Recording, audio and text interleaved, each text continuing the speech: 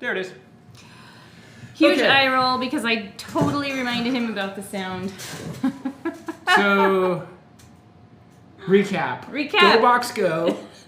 I'm Jenny. I'm Paul. We're dressed as lumberjacks. We're dressed as lumberjacks for Halloween. Yeah.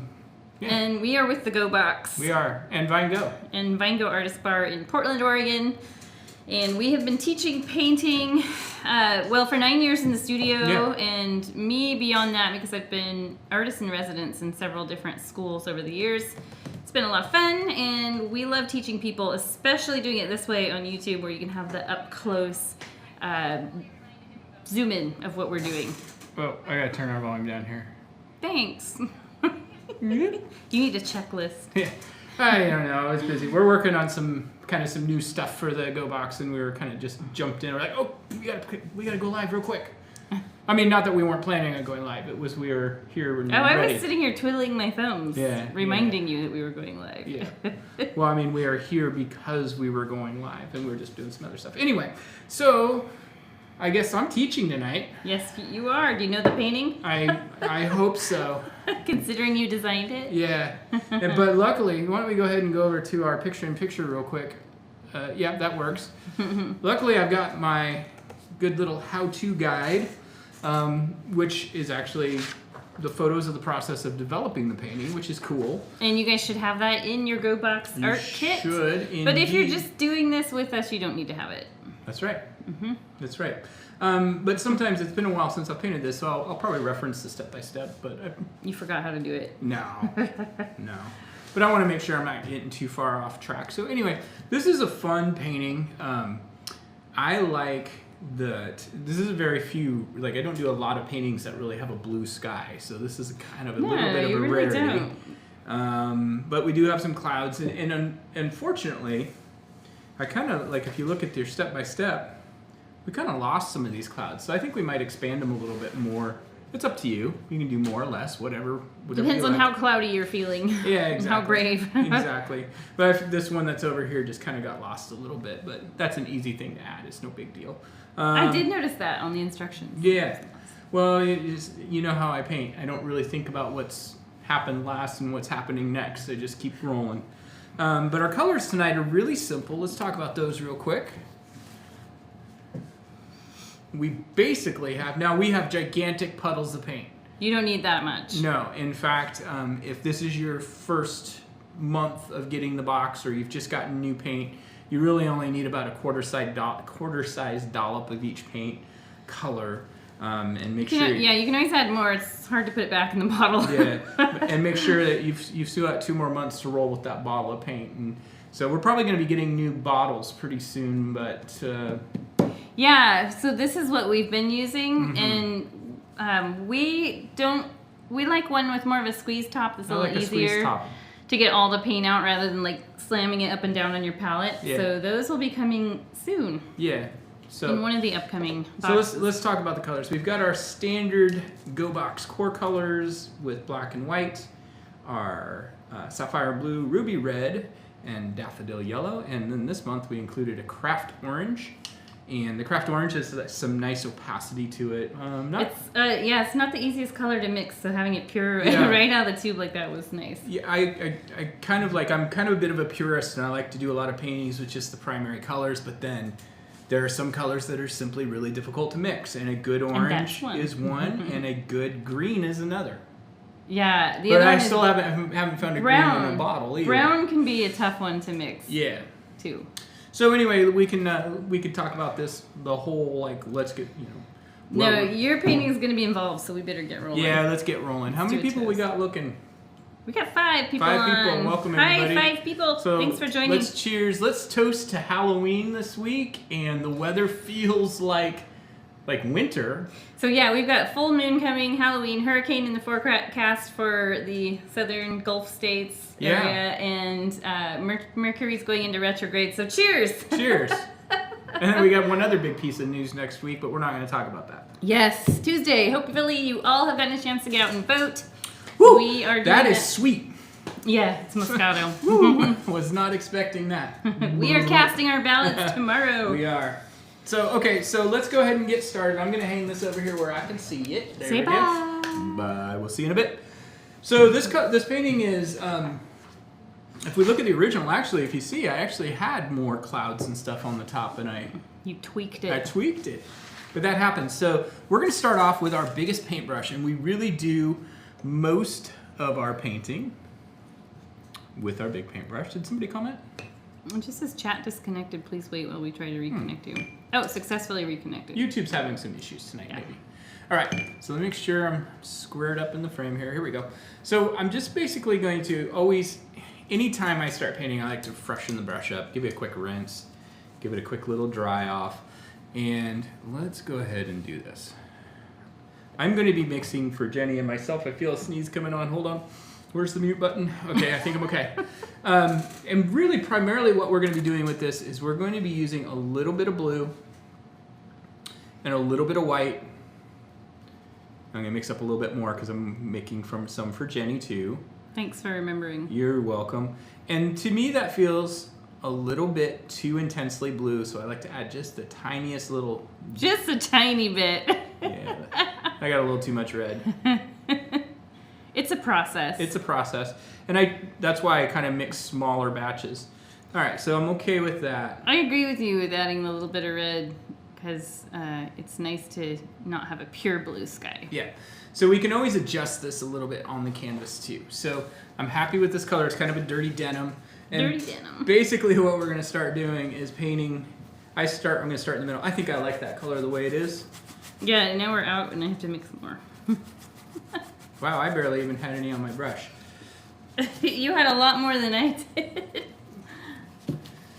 But that's kind of the way it goes. I kind of mix as I go. Anyway, that's my natural. Whereas you tend to mix giant globs of paint and just start painting. We're dueling over here. Ta-ta! All right. Did we make the right color? No, this is way darker. Yeah.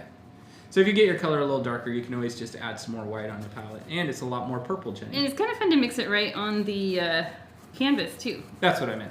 I said palette, but I meant canvas. Thank you for being here and You're welcome. I'm always here to correct you. being wifely. Now what are you doing there? You add some darker color. Oh, not really intentionally. I'm just pushing this out. So basically what we're going to do is we're going to cover the top 2/3 of the canvas or so. And what should our brush strokes be? All over the place? Well, hold on. Let me finish real quick what I was saying. Okay. I'm just kind of starting in the middle and I'm leaving myself a little bit of a perimeter because then we'll start adding some darkness for clouds. Brushstroke wise, so brushstroke is something that I think is really important to learn when you're first learning how to paint because oftentimes we instinctively just start painting and we just go diagonal, diagonal, diagonal. I like to go in all kinds of different directions for the sky. I'm going to go ahead and go all the way to the top of the canvas. Now what I'm going to do around these outside edges is I'm going to mix up a little bit darker color. Just, let me steal this again. Oh, I guess we're on the camera. Mm-hmm. You can add a little touch of black to this. Give it a little touch of gray as we go. Okay, Jerry Garcia. Yeah. Oh, there's some red. And that's okay. I just want it to be darker. And basically what we're going to start doing is we're going to start bringing this tone in to become our cloud base. And it just has to be a little darker than what we've got going on in the canvas. I've got major glare on mine, so I know, I do too. seeing what I'm doing is... I've got a lot of glare on mine as well. Do you need me to adjust lights at all? No, I think I'm okay. On the camera, it doesn't look glary. No, it's just We can't see what we're doing. we can't see what we're doing at all. Actually, what's affecting me more on that is actually just the mixing the paint. But anyway, so again, maybe a little bit more black in here. Oops, it's pink. See, that's what I'm talking about. It's this mixing. I think you're used to teaching and not letting somebody else be in control. No, that's not it. I'm just making sure that I have enough paint because every time you teach, I don't have enough. That's all right. I thought about providing my own palette tonight, but I thought that'd be kind of weird. I have a tendency of kind of just mixing my own paint when you're teaching anyway, too. So again, all that really matters in this is that it's darker than your sky, and I like a little bit of purple, a little tiny, by adding just a touch of red, and then I also like a little bit of black added to it. We'll lighten this up. And you can create some shapes. How much clouds you do is up to you. You can do a lot, you can do a little. You can always kind of come back, like as I'm starting to paint these clouds in, I feel like our sky original color is a little too dark. So we'll adjust that in just a minute. Oh yeah, it is a little bit, isn't it? Yeah, just a little bit.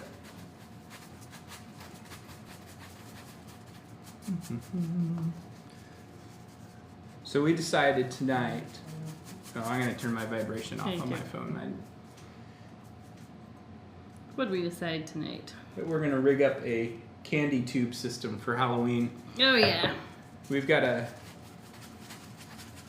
fairly steep step up to our front porch, and we have a gate on our front porch to keep our little dog in, because he likes to get out and run and never come back.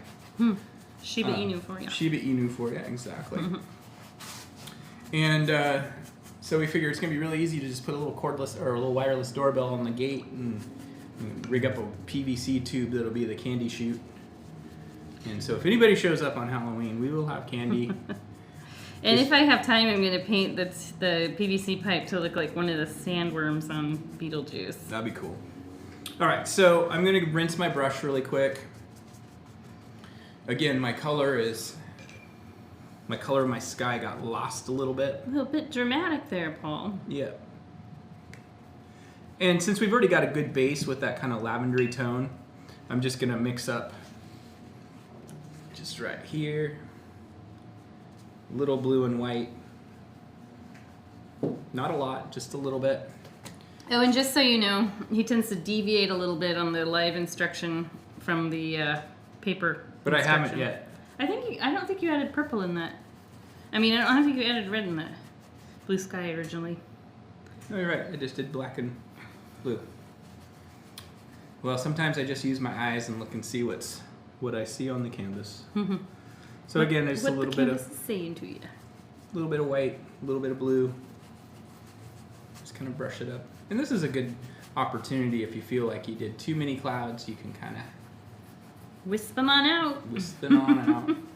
One of my favorite sky painter of all time is Albert Bierstadt. And if you look at his paintings, oftentimes it's hard to see where the clouds start and the sky ends, and vice versa. He does a lot of those dramatic, like, sun rays through the clouds where you expect, like, an angel to be there. Right. Right up there, an angel with holding its arms out. He was one of the Hudson. No, what was he considered? Kind of peripherally. He was a peripheral Hudson Valley. What did they call that group? Painters. Oh. Okay. Like, real fancy. Okay then. But yeah, he was not really a part of them, because most of those guys were native New Yorkers. Oh. And he was from Germany. Did he hang out with John Muir? Not John Muir. I don't know. He might have. He spent some time down in Yosemite. Of course, we know that's Yosemite. Yeah, we went there about 3 years ago. 3 years ago. It was great. Highly recommend. 10 out of 10. 20 out of 10. So this is something that if you're really enjoying this process of kind of like building up clouds and shapes and stuff like that, and you want to just pause the video and work on that, go for it. Look at you. You're adding some thunderstorms. Well, they look like it right now, but they won't when I'm done. Clouds, a lot of times to me, are very much a several-step process that we kind of glaze over a little bit in the studios. We don't really get too involved with painting clouds in the studios, actually. We do some, but not too much. It can be hard when you're up on a stage and people can't see up close what you're doing. Yep, exactly.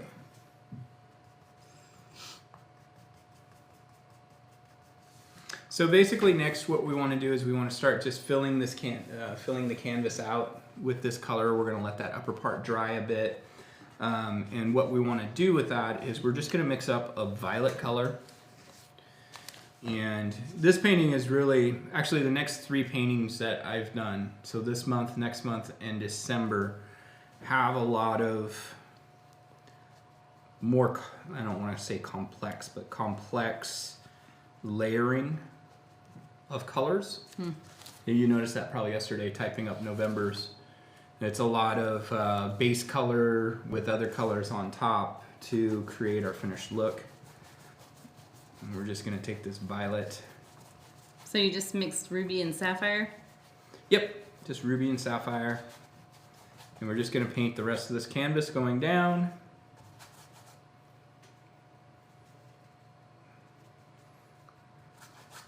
I got a really floppy canvas here. It's a baggy one. It's a baggy one. If you guys ever end up with that, it's really easy to fix. Super easy. Yeah. I learned by accident going out in a little rainstorm with a canvas. All you got to do is flip your canvas over. I'll just show you. I'm not going to do it, but just flip your canvas over and just take like a couple of tablespoons of water. Or just spritz it with water. You can spritz it, but just a couple of tablespoons of water. And then what I do is just kind of shake it around like this so it covers every corner. Go over to your sink, shake off the excess water, flip it back, and usually by the time you're done with that, it's tightened itself right back up. Yeah, you can put a little water on the front too. Sometimes I'll do both. The front's got a gesso on it though, so it's not going to be quite as effective as doing the back. Yeah, I had to bring a canvas from my studio to the car once, and it was raining outside, and the canvas had a dent in the middle of it from somebody set something on top of it.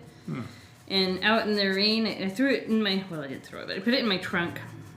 And then when I got home and took it out, it was all tightened back up. I was like, whoa, what magic is this? So that's how I learned it worked. All right, so the other thing we're going to do is as we get closer to this middle, I feel like we got a little too much blue, but it doesn't matter. This is really just a primer. So it really doesn't matter as long as it's kind of in this dark purplish violet kind of tone. But as we get towards the middle of this area here, what we're going to do is we're actually going to brush in a little bit of yellow too. Oh, look at that color. Huh? That color. I don't know what you would call that. Bile? Yeah, that's a good name for it. The baby had too many bananas. That would be the Crayola color. Baby banana poo boo. Yellow. I guess it's not yellow. Banana poo. Swamp. I just call that color swamp when I get it. It is, yeah. You don't like banana poo? No. So it's just plain old yellow, huh? Yep, and you can brush it out. It just, what it does is it brings up our base tone a little bit more effectively for where we're going to have our brighter areas of this painting. And you'll want to make sure that you have the wet purple that you're pulling out into it too, because I have a spot that dried and it's just like canvas showing through. Yeah, you definitely, that's kind of the key to this is you definitely want this to blend into your violet. You don't want this to go straight onto your canvas and be just like a sun yellow spot. Right, because while this central area is going to be pretty bright yellow by the time we're done, if we do that now, what happens is it loses that depth of dimension we're shooting for. This actually turns almost brownish. It does. If you think about it, though, it's got all the 3 primary colors in it, so it technically would turn brown. It just is a nice, well, I wouldn't say nice, it is just a neutral color. I'm kind of smoothing all this out. I know I kind of get a little bit of grief sometimes for painting too thin. But there's nothing wrong with painting a little bit thin. We have kind of use a thin paint to begin with, so rinse my brush. Oops, I got my wine glass is putting a shadow on there. There we go. We just need a backlight, like over here, to actually just probably went straight overhead. fix the glare. All right. So you good? Yeah. So even if you've got like Jenny's is a little bit patchier, can I show yours? Okay. Embarrassing. Don't be. So Jenny's is a little bit patchier in her color, and that's okay because when we continue building up, we'll be layering. Surprise! Hello. My canvas pooped on yours. There we go with poop again. It's poop again. If you guys know what movie that's from. Bonus points. Bonus points. All right. So the next thing, excuse me. The next step we're going to do on this painting is we're going to next lay in our mountain. We're not going to get real detailed in the structure of the mountain like we would do if we were doing like a full-size mountain on the painting. And we're going to use also the same color to kind of work and give our clouds some more substance. So take your big brush that you've been using, rinse it off, rinse it. Give it a little rinsey rinse. Rinse-a-roo. Rinse-a-roo.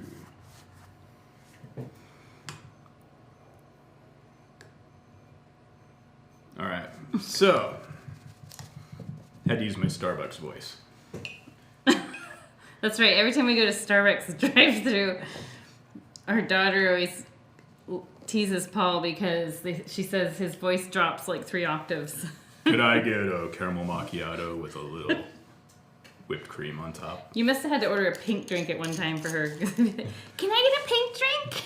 Can I get a pink drink? Do you need more wine? Speaking of pink. Little dragon fruit pink drink. This is a little pink drink, by the way. It is, and for people who like sweet, chilled wine, this is it. It's Senorita Katrina Moscato. Isn't it cool? It's got like the Day of the Dead design. So speaking of that, for Oregon residents, you're going to be able to buy these wines and pick them up from our studio. And we're working on getting to be able to ship them too. So if you wanted to have a date night with your loved one or just with somebody have a fun night, you can grab a kit, grab a bottle of wine. Get it all at the studio. Pick it all up at the studio, save yourself a stop. Ship it to you. We will, we have to get, well, we could ship through the studio. Mm-hmm. So we could ship through, but but we're working on getting that licensing for our shipping location too, which is out in Sherwood. So look for that availability on the website soon.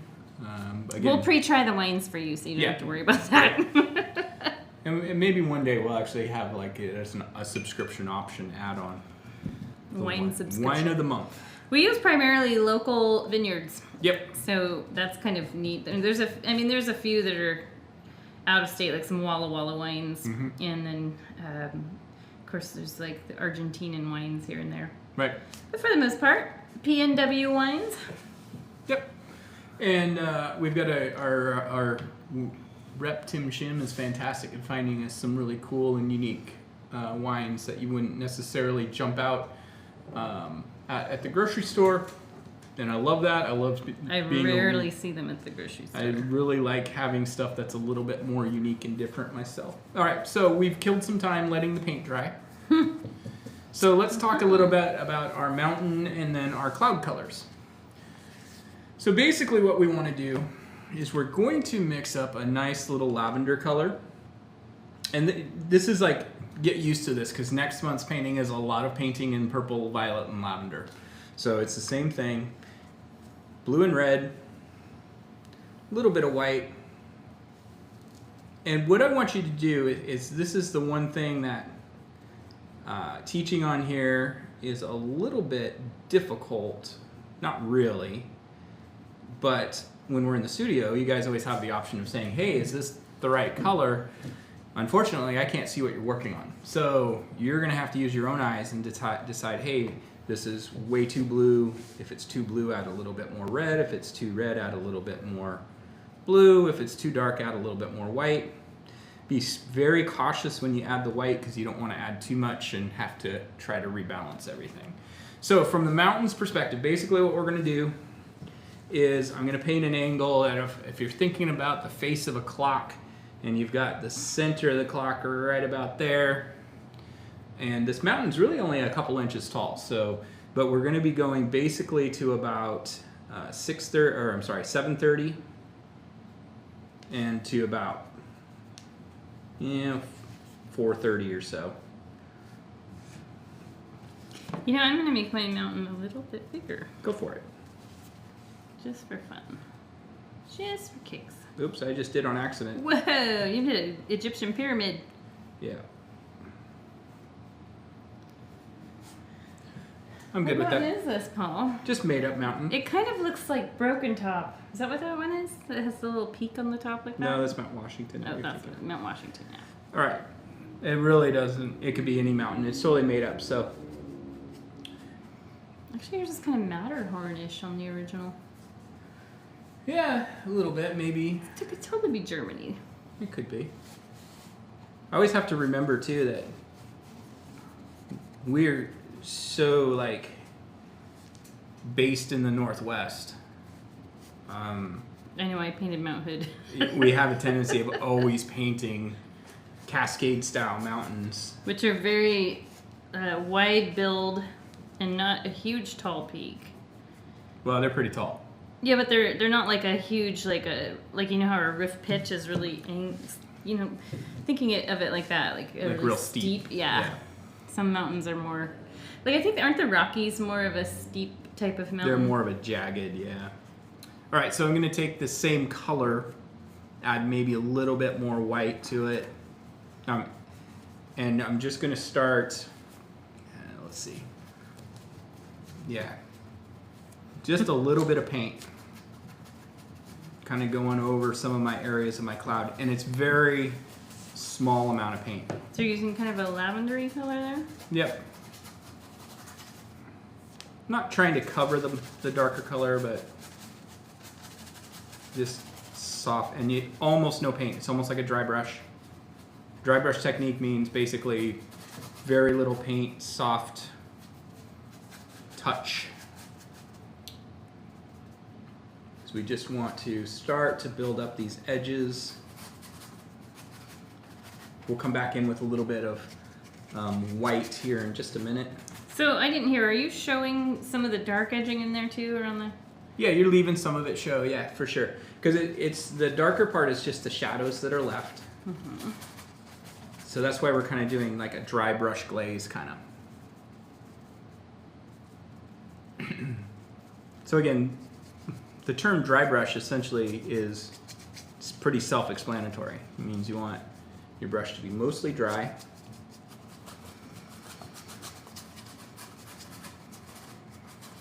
And I'm actually doing this really blotchy. So we get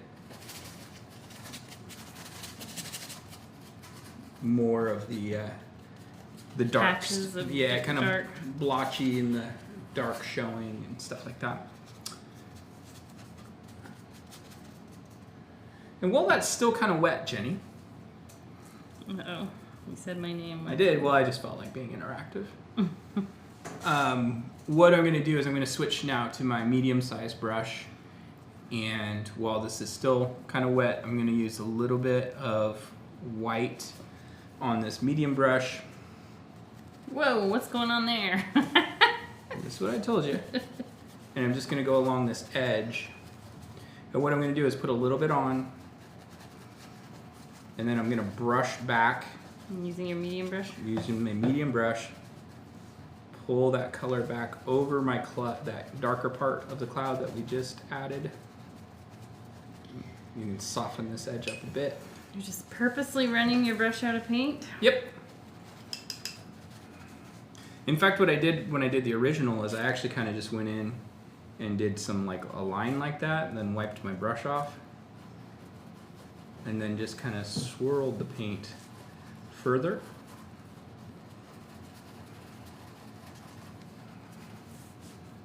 And the key here is I'm really trying to work this paint away from the edge. If you're feeling daring, you can add some extra little pockets here and there. If you're not feeling daring, take a sip of wine. Or 3.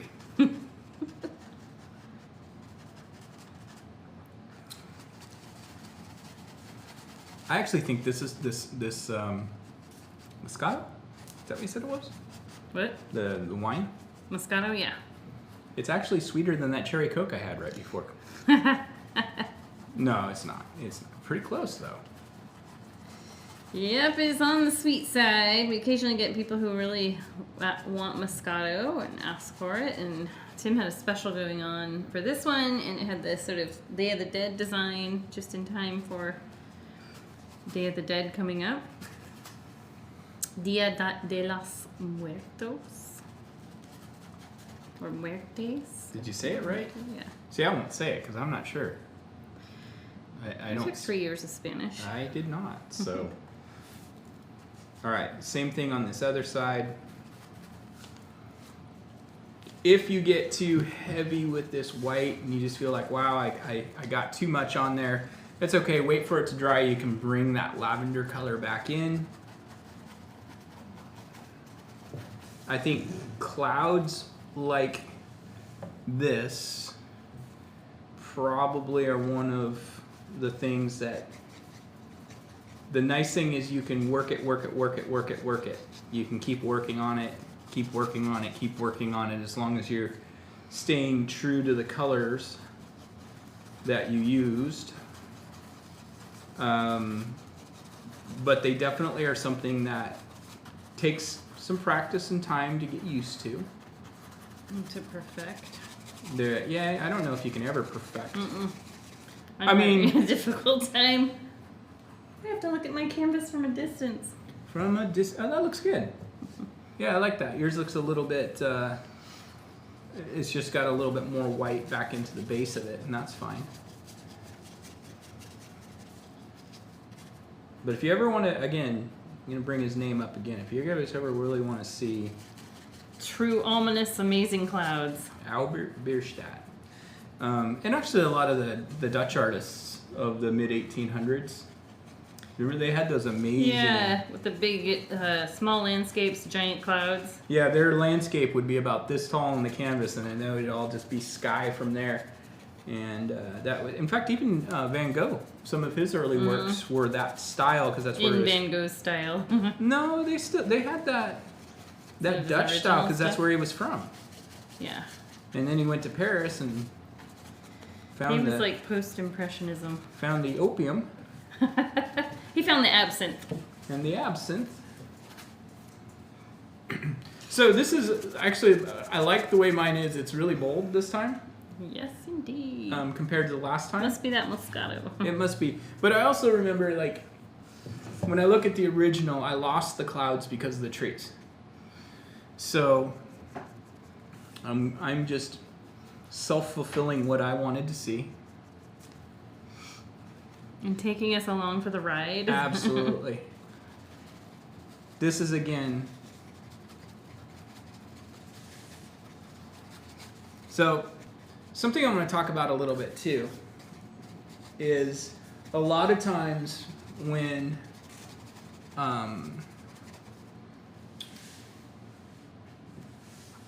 Okay, I just want to I was just reading the next step real quick.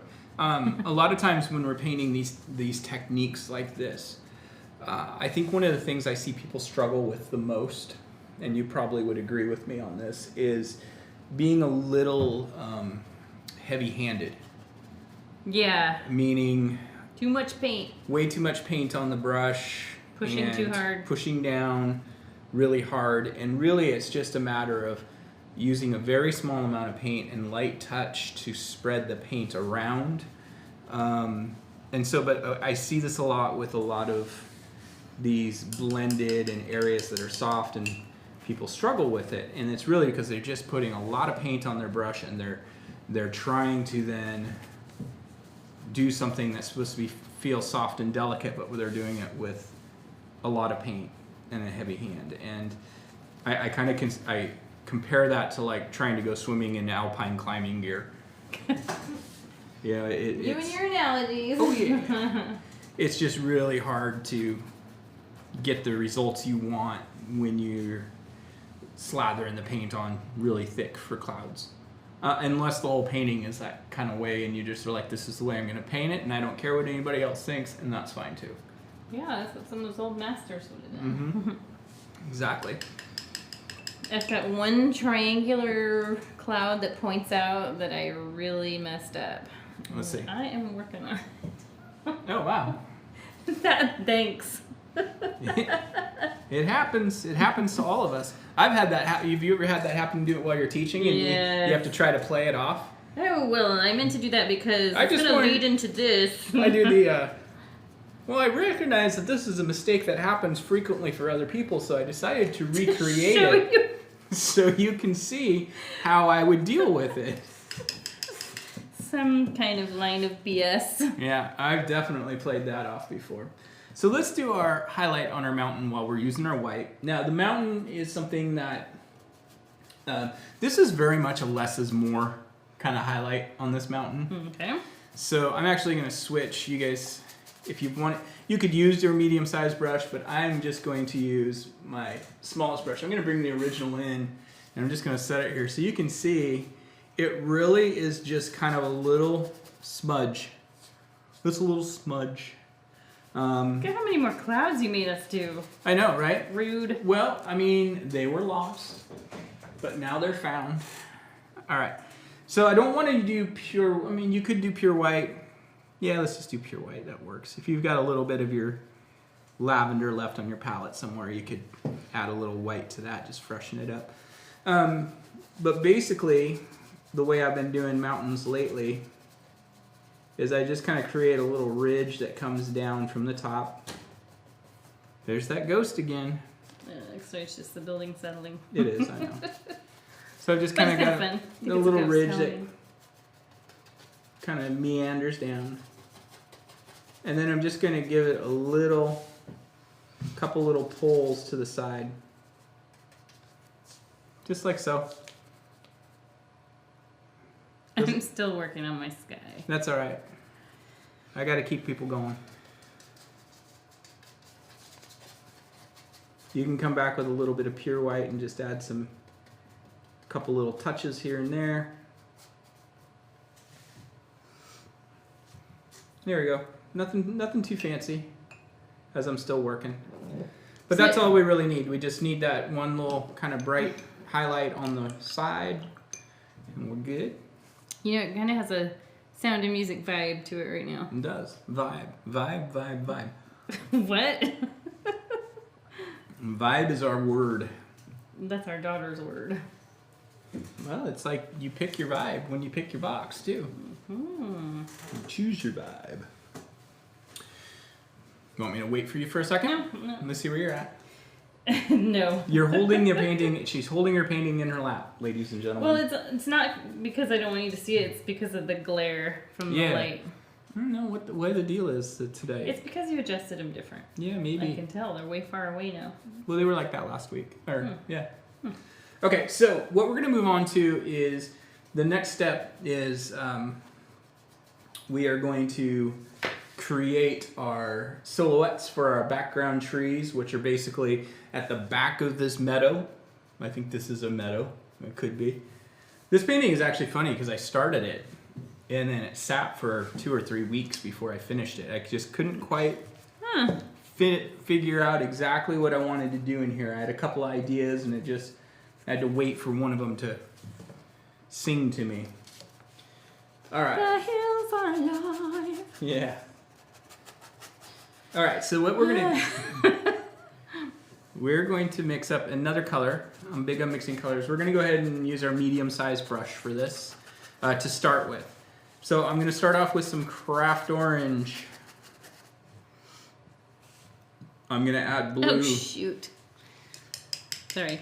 I just poked my brush in my wine glass, but you know, there's just hardly any paint in there, so I'm not going to worry about it. That's all right. You know, Vincent van Gogh lived on lead paint off his paintbrushes. I'm sure you can handle a little bit of acrylic paint in your wine. Well, he also cut his ear off and then shot himself, so I don't know if I'd use him as a success story. Well, I was just trying to make you feel like greatness. So anyway, I mixed mostly orange with a little bit of the blue, which kind of gives us a dark olivey green gray. And then I add just a touch of black, tiniest little touch of black, to just give it a little bit more depth. The reason is could we just do this with pure black? Yeah, we could. But then when we do our closer foreground branches, or trunks of the birch trees, we want those to be just plain black and to be able to stand out a little bit. You did 2 mountains. Getting crazy. So anyway, shapes we're gonna go for is we're gonna create, let me bring this back out. We're basically gonna create a little V that comes down here, just to the base of our mountain basically. And the shapes are kind of like little pom-poms. Or little Bob Ross afros, if you will. So I'm going to start a little smaller right at the base of this tree, or base of the mountain here.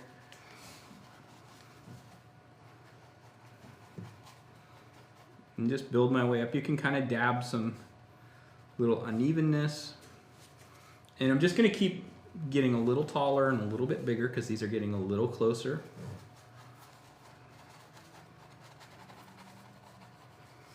Brush this color down, and I think I'll end it up with one more kind of big one right here. These, again, a lot of these get covered by our foreground trees, but I know they're there, so I need to make sure I paint something there. For me, often when I'm painting a landscape in particular, is I paint each layer as its own standalone element that doesn't necessarily require something to go over it for it to look right, and that's just me. But the reason I like to do that is I don't want my next step, the next layer, so I don't want the middle ground or the foreground to be dictated by the background. Mm-hmm. So I want to just create it as if it doesn't need the foreground. And then as we build the foreground, I'm not going to worry too much about the background, which has stung me in the past. I have completely covered a waterfall once. That was the focal point of the painting. Which one was that? Oh, what was that? The forest one with the big trees. That explains all your paintings. No, there was the one that had the big, like we painted all the background and then we did the giant, thick, heavy trees that went top to bottom on the canvas. Oh, what was the name of that? Misty Mountain Woods. Yes, that's it. That was funny because that painting was insanely popular. And then it wasn't. When it first, like when you first did it and we first put it on the calendar, everybody was signing up for that painting. It was selling out like crazy, and then it just dropped off. And I think maybe it's just because everyone who would do it had already done it. Yep, I think so. Something like that. So I'm going to take my bigger brush now, and I'm going to take some of this color. I'm going to mix up a little bit more as I need it. And I'm just going to bring this color down the sides a bit more. Just a little bit. I want this color to feel like it dissipates down into our foreground. What colors did you mix here? It's the craft orange, sapphire blue primarily, and then just a tiny touch of black.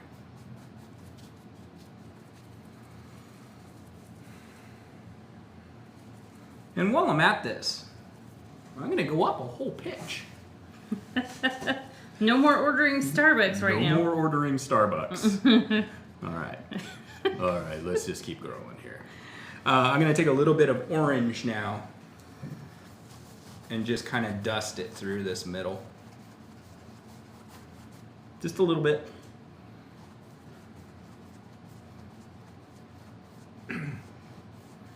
And I'm brushing it so that it brushes out into those darker areas that we just put along the edge.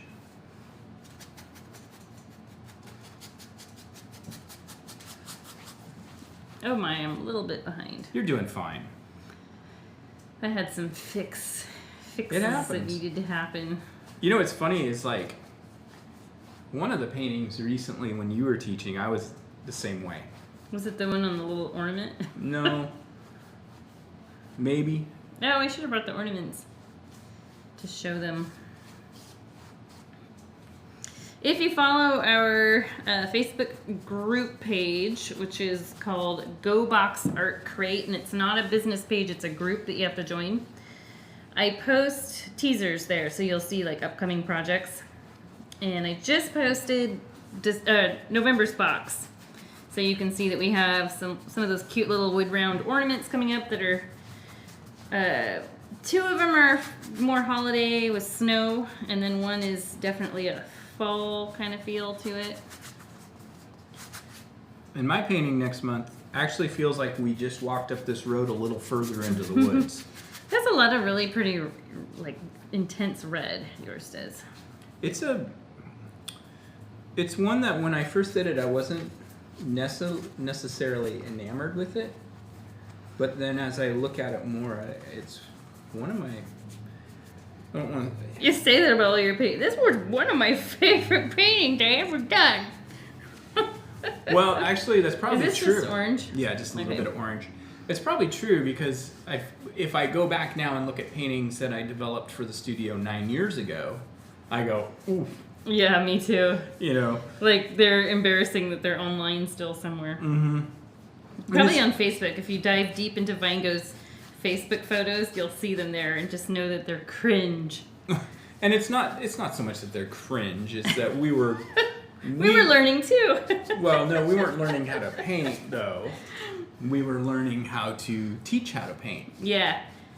And So what what level, like they're very simple, I'll say that. And so like, yeah, knowing like what level can people handle. Yep. That's when they started getting better. You start realizing, oh, you know, people, if you teach it right and word it right, anyone can do it. Well, and we learn these techniques like the more advanced way of doing a mountain, for example, or the trees. The trees are the biggest thing, I think, that we've learned. Okay, enough of that. We're waiting for Jenny. We don't. No, I'm good. I'm here. She's pretty much caught up. So I'm going to go back to my medium-sized brush, and I'm going to start adding some color to these background trees. And at first, I'm just going to start with a little bit of red. And I'm not going to brush this color on like we did before. I'm just going to start dabbing. Blotting. Dabbing, dabbing, dabbing. And you can kind of dab this in because this color will kind of disappear a little bit into our background, and that's what we want. So not a lot of paint. This kind is of pulling it down a little bit. Yep.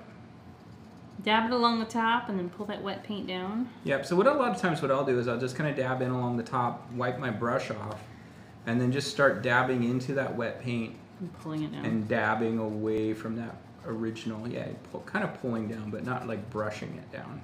I like where it's over this sort of greenish shade. It turns a really nice muted color, and then you've got the bright red along the top. Yeah, and we don't really want this to be like too intense yet. Unless you're going for a bloody Halloween look. Right. Maybe you are. That all depends on how much wine you partake in, sometimes. Or how goth. And how demented and goth you're feeling. How goth are you? What's your level of goth today?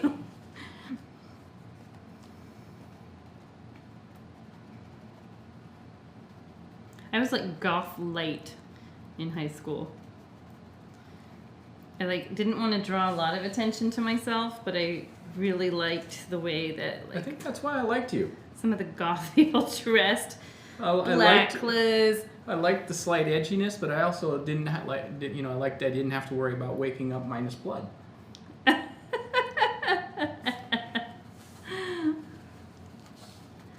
Well, we didn't meet in high school, but we met freshman year of college, so really darn close to high school. Yeah, you weren't goth at all in college. No. You were sundress queen. I became that way, but in the beginning, remember, I was all sweaters and Doc Martens. Flannels and Yeah. Doc Martens. It was a grungy age. I remember I used to wear shorts with long johns under them a lot. Mm-hmm. And you were like baseball jerseys. Well, it's because I was playing baseball. No, but you wore like your Harry's jersey and your other one that were not the college team. Nah, not to school too much. I had there was a couple guys that were on my Harry's team that played there, so. Harry's Mustache, isn't that? No. Yeah, it's that guy. He had that restaurant called Harry's Mustache And he did Harry's Soups. Yep. That was, I think the restaurant, I was really, really young, but I think it was like in Oregon City or somewhere. Gladstone, I think. Maybe, yeah. Somewhere there. Rod Harris. Oh, his name wasn't Harry? No, his name was Rod Harris. You knew his son Mike. I did? Yeah, he was one of my friends at school. Oh, I don't remember. You were too infatuated with me. That was it. Maybe you didn't know Mike. It's funny that you guys ended up playing on the same team in high school, too. There's your blood-tinted tree line. There you go. Perfect. Now what you can do now, too, is you can take a little bit of your craft orange. It takes just a tiny little bit. Did you wash your brush? Yeah. You don't have to, but you could get away with just wiping it off. But it's really just kind of along the crown of these trees. So it's like the light source being like the sun and the sky and stuff. It's highlighting. Just kissing the tops. Tippy tops of these. Just give him a little peck on the cheek. Give him a little tippy tap. Tap, tap, tap-a-roo. We're like totally quoting Adam Sandler movies tonight. That was interesting watching that like Watch Mojo thing we watched the other night. I think that's what it was. Or something, some video where they talked about how, you know, he's always been like playing the same character, slapstick, like his same character he played on SNL all the time. And then it showed some of his other more dramatic movies that showed he has some serious acting chops, which you never would have thought. It's Adam Sandler. But you think it's about Happy Gilmore. It's funny though because you think about it, and a lot of the actors who have turned in really good dramatic performances have been good comedic actors. Huh. Like Tom Hanks. Yeah. Tom Hanks started out as a comedy actor. Totally. That's a good... And what about Steve Martin? Has he ever done a serious? I don't think he has. No, I don't think so. But Bill Murray has. Has he? Lost in Translation. Yeah. And it was a really good movie. And then Zombieland? I'm not sure that counts. But, and then Jim Carrey. Yeah, Jim Carrey. He can kind of do it all. Like, he was like The Truman Show was a very good one. Well, and Michael Keaton. Is he a comedian? Yeah, don't you remember he used to do all the comedy movies, and he did that back in the 80s, like Gung Ho, where he like managed all his with movies. Mr. Mom. Mr. Mom, all of his movies were comedy. Robin Williams. Yeah. Here we go. That's right. Again, like able to do both. That's impressive. Well, I think sure, we're forgetting some awesome people, but I know there's a lot of them out there. You know, Bradley Cooper can kind of do but comedy. he's not a comedian though. No. He was funny in Failure to Launch. He was funny in Hangover. Oh, in Hangover, yeah. But he kind of played a serious character in The Hangover. Yeah, you're right.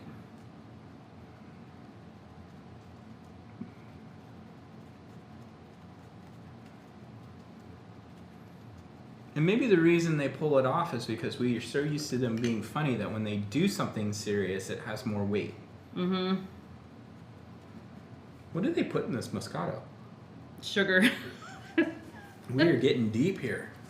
Oh, yeah, we are. It's because we had a lot of time doing the same thing all the way across this canvas.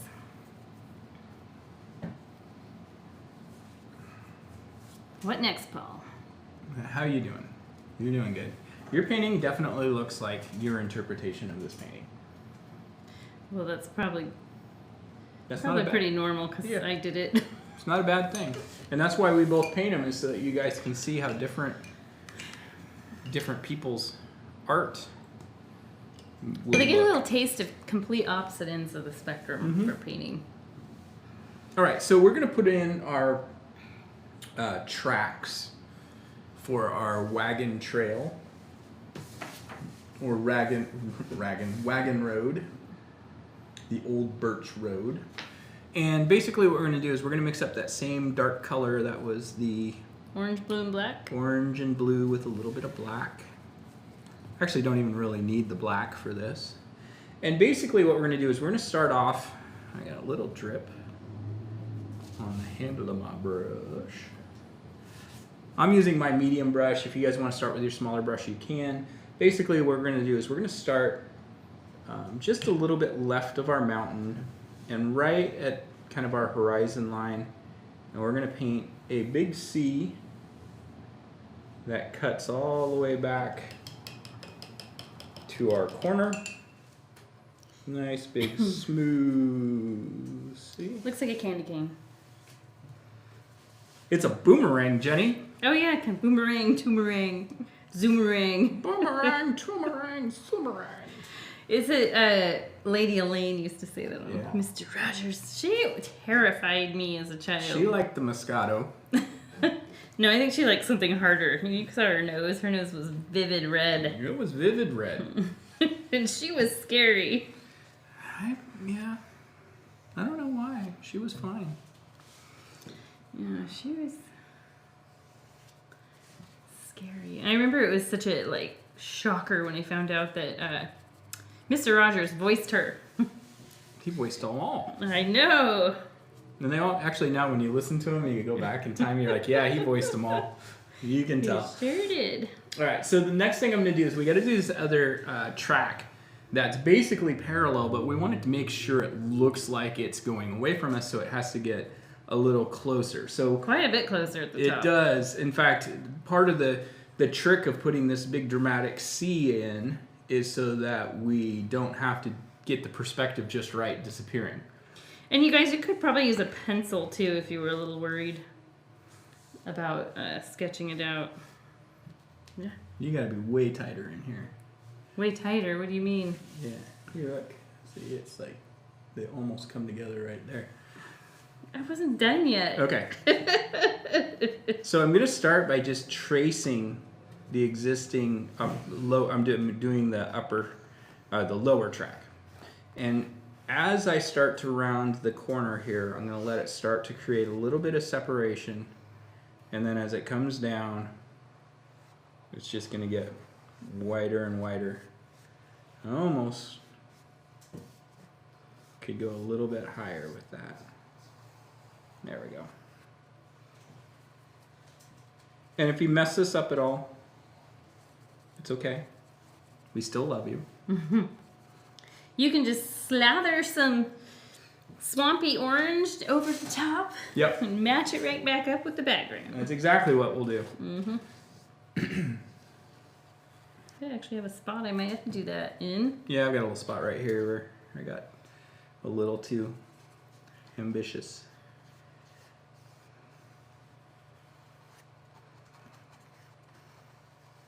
It's all part of the plan, ladies and gentlemen. Mess up and fix it. It's all part of the plan. All part of the plan. There's going to be some hill-like shapes coming in here. Yep. Too, that you can use to sort of overlap and cover any goofs. Yep. So what we're going to start doing now is we're going to go ahead and start. We could do the tree trunks for our main foreground trees. How long have we been online here, I'm Jay? going to fix this. Because it looks like it's a little off. I guess it doesn't matter because you're using Liquory on the bottom. Let's see. Where do I see the time at on this? I don't know.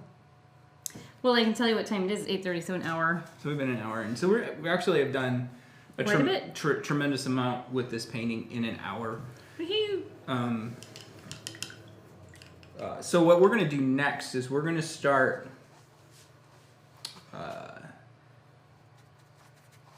kind of just building up the brightness of the center area. And the way we're going to do that is we're going to use yellow. And this yellow is fairly translucent. So you're not going to put the yellow on and it's just going to jump out at you as like, wow, I just painted a bunch of yellow on there. It's going to be a little bit of building and lightening.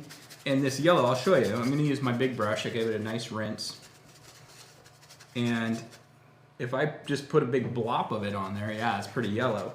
But if I start taking this color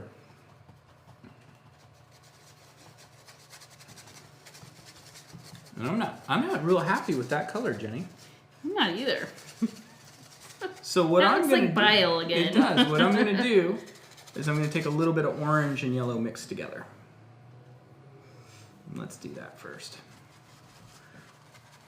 That's better. So mix together about equal parts orange and yellow. And again, not a lot of paint. And you can kind of start in these middle areas. Kind of create a little slope that comes up here. Yes, I think the key is to kind of look like the ruts are sort of carved into the land by building the land up around it. Yep. And in the middle of it. Yep. So again, this is about equal parts yellow to orange. Oh, you made the color I call Sunny D. Sunny D. And I'm just kind of focusing in around this central area again. I'm kind of just taking my brush and moving side to side mostly. What you can do on this right-hand side, though, is once you've got a little bit of that color on there, you can kind of just dry brush and fluff. Technical term. You know, technical terms don't make sense to people who don't know the technical terms. Right? I guess so. So that's why we dry That's why brush we and fluff. Dry brush and fluff.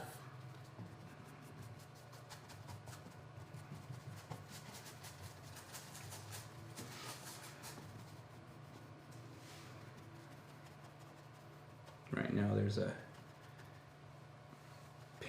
painting and professor from some college who's going, no!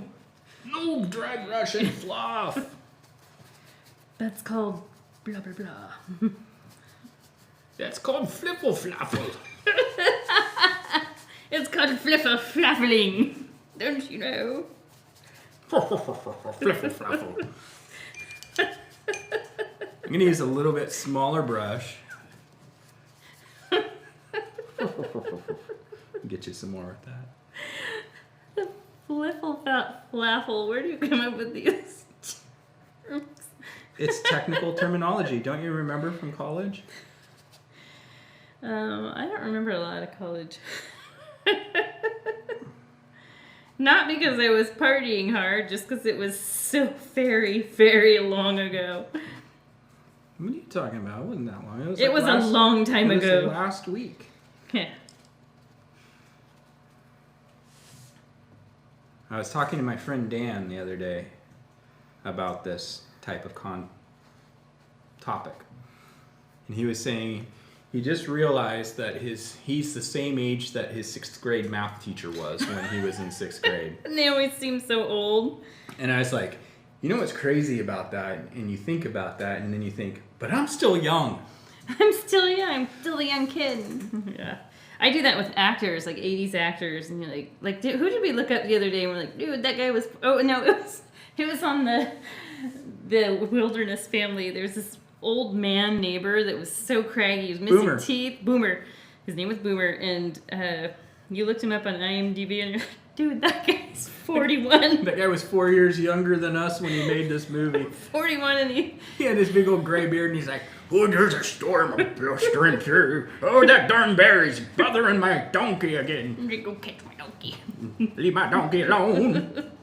I don't remember the donkey's name, but you guys, for a good laugh, those movies like that, Swiss Family Robinson, we need to watch. It's been like I can't even remember that movie. Well, for point of reference, the actor that we're talking about was the same guy who played the drunk in Back to the Future. Yeah, crazy drunk, right? And he was only like 50 when that movie came out. That's so funny that he was that. But no, we had some good laughs watching. I think we talked about it in our last video watching. You know what that movie was? It was trying to Wilderness Family. It was on what? Amazon Prime. It was trying to blend Little House on the Prairie and Grizzly Adams into a modern time frame. It was. I had forgotten that it was a modern time frame. So when I saw it on there and read the description, I was like, what? I don't remember that this was supposed to be like the modern times in the 70s, and they were moving from Los Angeles to live like the Ingalls. And yeah, so it's worth it. It's a good laugh. It is. the like the way that things used to be filmed, the corners they would cut and stuff, they're really noticeable. Filming in the daytime with a big heavy filter. That kind of thing, and then the whole like the mountain lions running at the guy and he's in a field and then suddenly they're falling off a cliff that was nowhere in sight. It's true. It's true.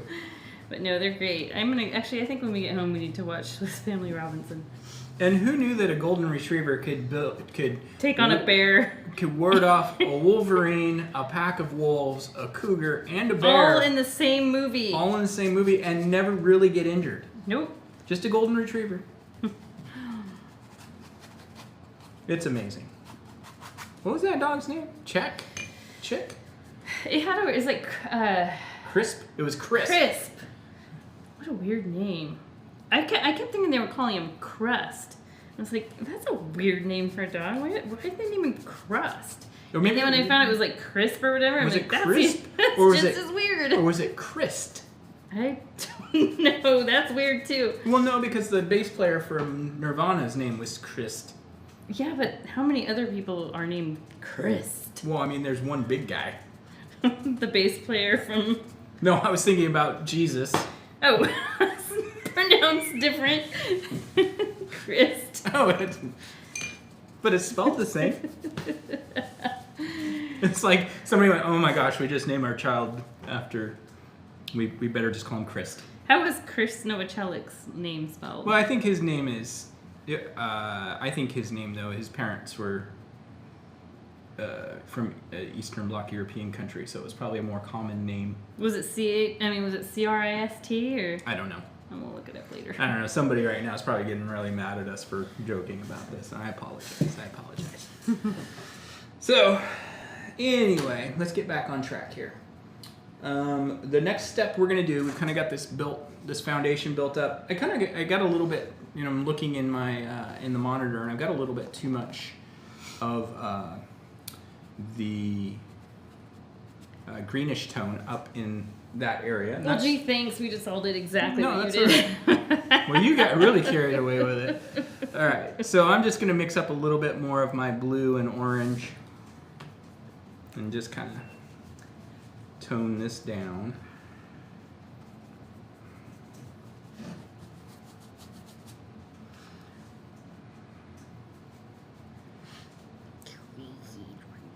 Crazy drunk painter. That was so funny when we looked up and saw it was the same guy. Whoa, wrong color. What did you do? You mixed up blue, orange, and what was just blue and orange. That's what I mixed up. Why does it look so different on my canvas? Because I don't know, maybe it's It looks really blue on mine. It looks like the same color as we painted the walls in the other room in here. Something's wrong with your eyeballs. You're wearing your glasses, that's why. You're seeing things different. It's so different. And I'm just going to take a little bit of this color from the left bottom corner and just kind of darken this corner out. I like to have dark corners in the foregrounds. I think it brings the focus back to the middle of the painting, just like we're bringing the focus back to the painting. Dun, dun, dun.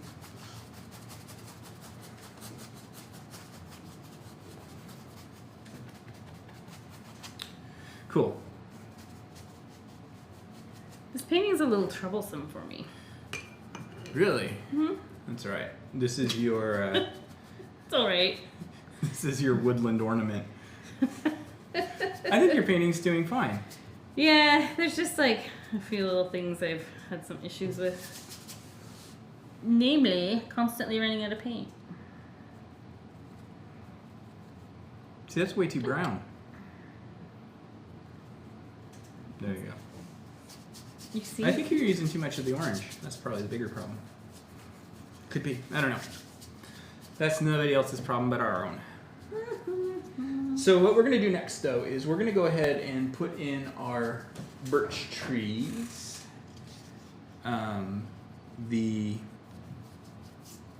going to put in the trunks. And the trunks, this is actually... A lot of times I'll do the foliage first and then I'll do the trunks, but this time we're actually going to go ahead and just do the trunks and then the foliage. And our trunks are really simple. I'm gonna move this real quick. I got fresh paper. Woohoo! Basically, what I want to do is we want to keep these really simple. If I were to pull this original painting back in, you really don't see anything but the main trunk coming up. So it's really just a main trunk and then maybe a couple branches off of that, but that's it. We let the foliage do the work for us. And so if we're gonna do the trunks, basically I'm just gonna kind of start at the bottom, kind of come up, and maybe do a secondary little trunk off of it. That looks terrible. You need to add a little water to your paint. That's all right. Just like so. That's all we're really gonna do. Just with black. You can use your smallest brush. I like to use the medium brush for this.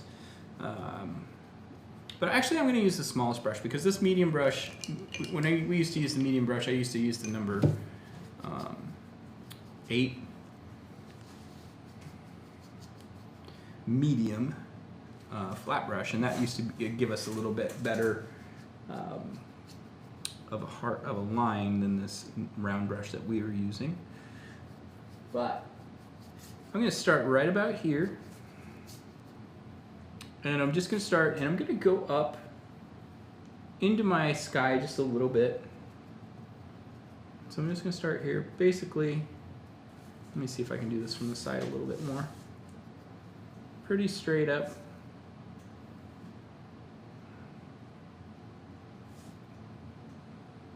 If you want to add a little bit of water to your brush to get a little finer line, you can.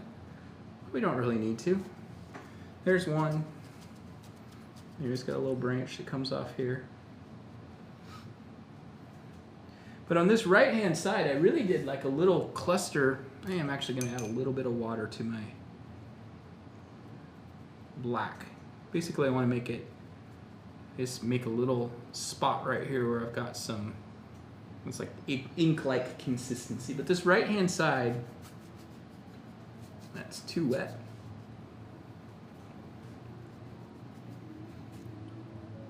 It's funny, every night we're here, someone drives by, one person drives by with their radio full blast. I don't know if they hear it on the video though. No, but I noticed it. Yeah. So really I'm going to do a nice little cluster of about 5 or 6 of these. I try to vary where they start. As far as I don't want them all to just come straight across in a line, and I try to make sure that I'm not just evenly spacing them all the same and making them the same height. This one's going to be a little taller. Again, this upper part really does not matter too much because we're going to be painting more foliage. You can even have one that goes off at an angle like this.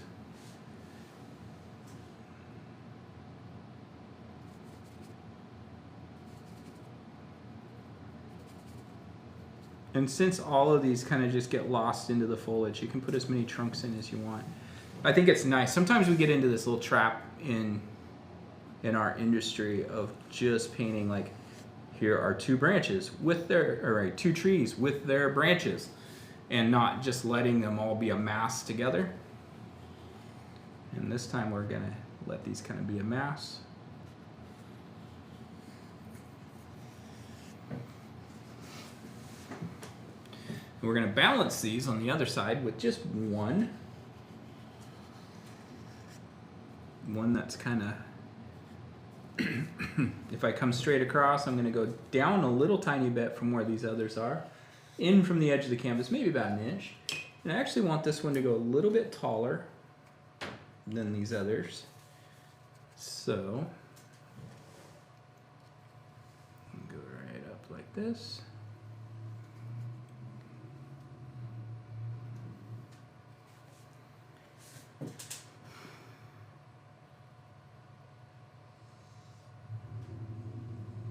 Go right up like so.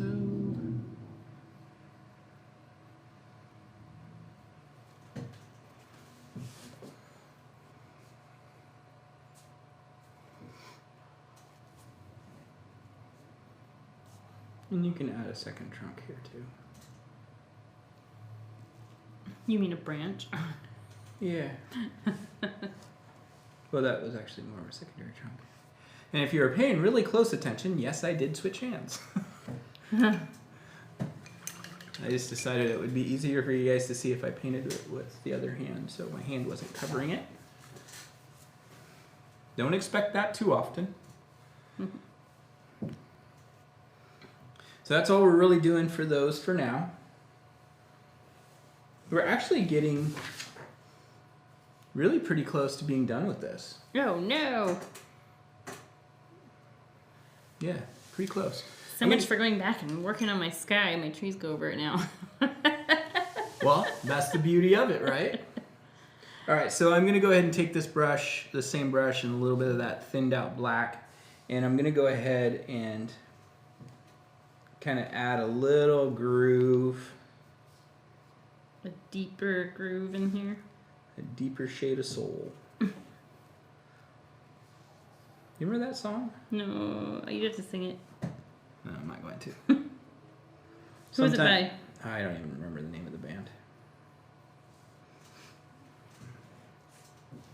It's kind of a fusion, kind of stoner rock, hip hop kind of song. Probably came out around 94, 93, 94, somewhere in there.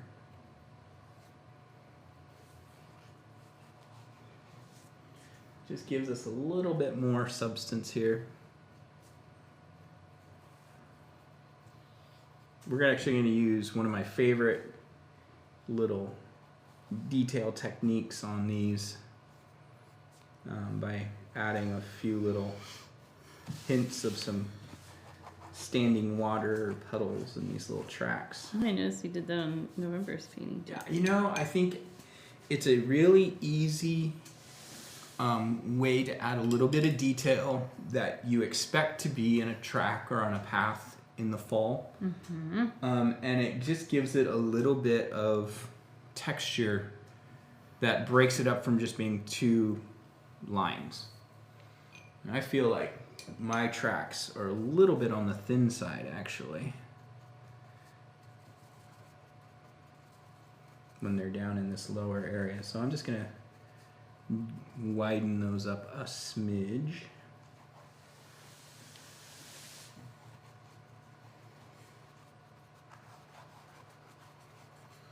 This is one of those things where we start getting into perspective when we've got compound perspective going on, where not only do the tracks have to get closer together, they have to get thinner as they move away from you. So it's a double whammy. It's a double whammy. Mm-hmm.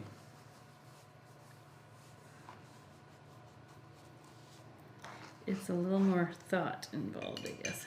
Yeah. Yep, for sure. Do you need more wine? Yes. More Senorita Katrina.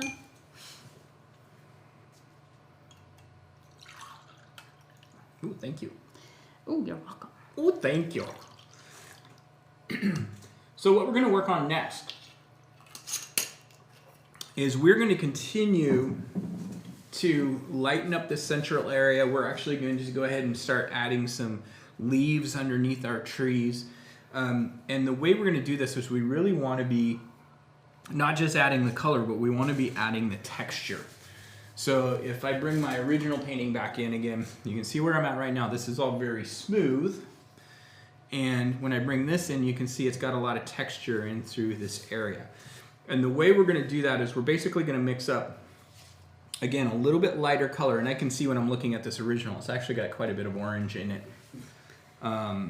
with the yellow and probably a little bit of white.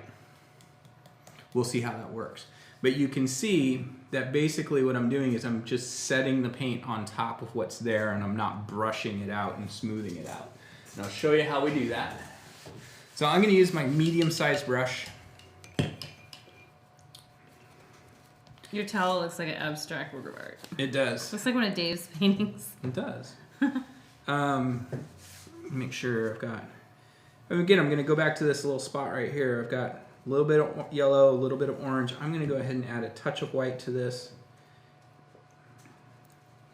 So you don't want it to be too peach, though, right? We'll see. Okay. We'll see. Probably not, so I'm not going to have a lot of paint on my brush. Yeah, it's a little bit too peach. A little too much white is what I did. That's better. And this is one of those things where, again, a little bit of paint. But rather than brushing, yeah, this is good. Where I'm doing like a brush stroke like this, I'm more dabbing. So is this supposed to be like a spot that's being hit by the sunlight? Yeah, exactly. It's kind of giving some highlight to this edge of this hill.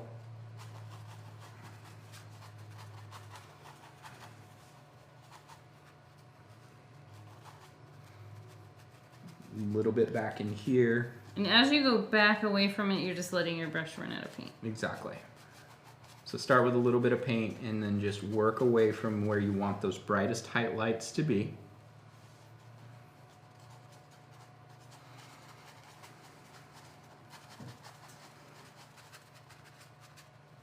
Now I'm pretending because that we've got our highlight on our mountain on this side, the sun's kind of coming across this way.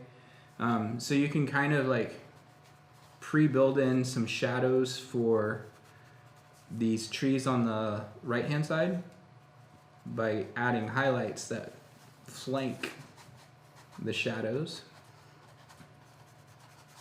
So we add the shadows in later, we're adding the highlights first. Yep. Interesting. And you can kind of dapple in some little highlights coming across here. Some little sun dapples. Some little sun dapples, a little dipple dapple. Technical term. You gotta be careful how you say that. But you can see by just putting that in, I'm looking at the monitor, just putting that little pattern of streaks through there just adds that little tiny bit of suggestion that we've got some light coming across. Do a little bit on this little central area of our path. And again, just a little dabs. Resist that urge to blend it out. I know. We all want to blend everything out all the time. There's a time and a place. This is not it. This is one of those paintings you really have to step back from. Yeah. For me, it might be across the street, but that's okay. Tell me one I've never heard before. If you're really daring, you can kind of mimic some of these upper shadow, or pretend like you're getting some shadows from those upper background trees too. But, you know, that's something that I wouldn't put a lot of emphasis on, just because it's the kind of thing that maybe, like, just doing this little ray of highlights through here, maybe that's enough new highlighting technique for one painting. Probably. You know, that just decide for yourself. You know, do you want to try to do a little bit more? And you got a little in the middle of the ruts, it looks like. Yep, the middle of the ruts is actually really important. This is how we really kind of, and it's really just in the middle, you know, it's leaving some of that original color. But this is how we start building up that idea of some dimension coming through.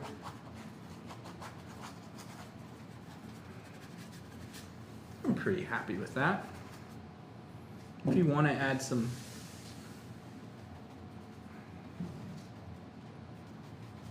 little bit of extra yellow in some spots, you can, but be consistent. Like I just did this little bit of yellow there, and I like the way it looks, but if I just leave that little patch, it feels out of place. So I want to get a little bit more of this color around in some other spots, so it feels like it all belongs together. That's a little heavy there, but that's okay. Just kind of. The nice thing about this yellow is it does have a tendency of wanting to just be pushed out of the way. So if you get a little too much on, just, you can even, like, I did do a little bit too much there just to show you, wipe your brush off and come back through and lift some of that paint using your brush. And it's something that people don't think about doing. but it's definitely something you can do. All right, we're going to use the yellow more when we do these trees in the foreground, but it's really, this yellow works really good if we're just doing using a dollop of it as a highlight. Wow, you really got those streaky light coming through good, like aggressively, and it looks cool. Looks cool, looks good. All right. It is aggressive. Yeah. So the other thing we're going to start doing is we're going to start laying in some of our leaves on the ground. We're going to keep using this brush. We're going to start with just some, let's mix together some red and orange. Kind of get a little bit of a coral color. And again, I'm just going to dab this color in. So we're doing a pile of leaves around the base of the tree. Okay? Yeah, not really pile, but you know, just where the leaves have fallen.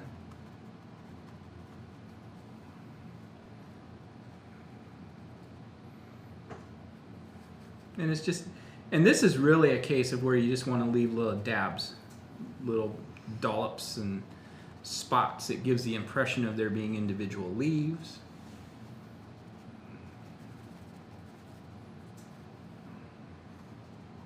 Does not take very much paint. Some of these leaves have blown down close to the road.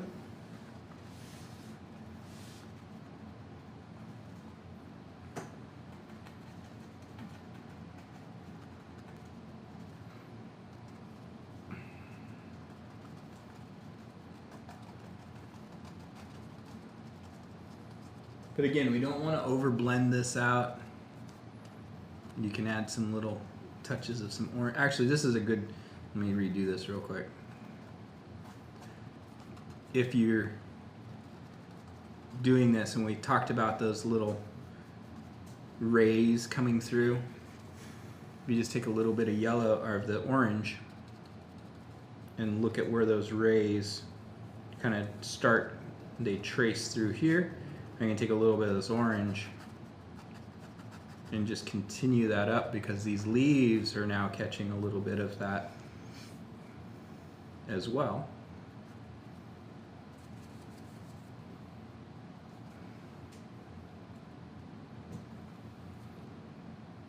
Like so.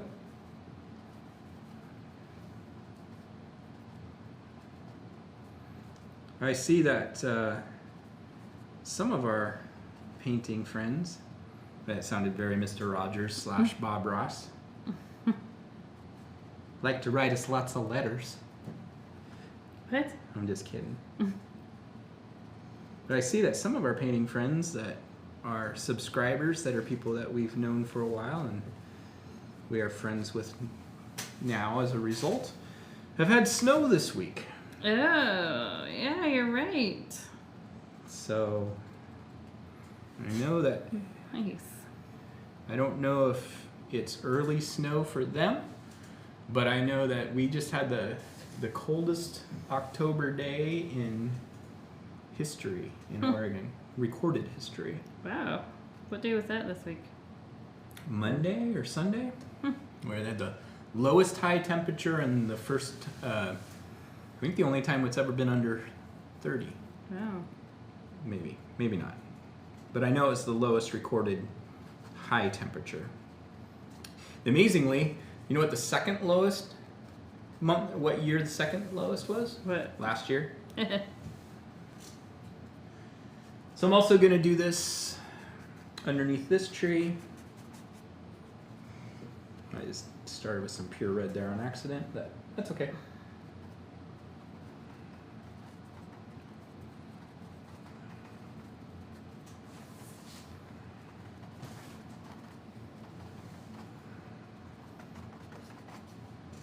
We're actually getting, it maybe doesn't feel like it, but we're actually getting pretty close. Let's see, what time is it? 9:01. Yeah, so, Time to wrap it up, Paul. well, we'll be done by 9:30. Yeah. Isn't it amazing that these YouTube videos, we can teach them in less time than the in studio. I know why that is. Because we're not having to stop and catch people up and remind them of what we said, and because it's a lot of times you're on one thing, it's easy to tune out the instructor as you're focusing on a spot and they've already moved ahead. It's true.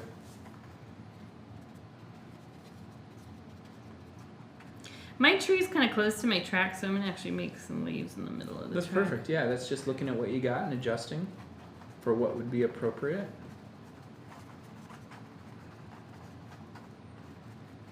And makes sense.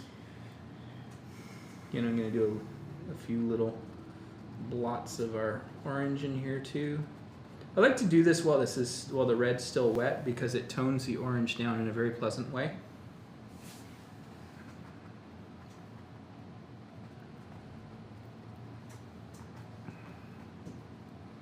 Get used to this because we're basically going to do the same thing for the trees. All right.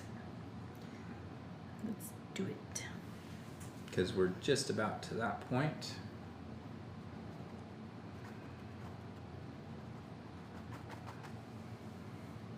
Yeah, I feel good about this.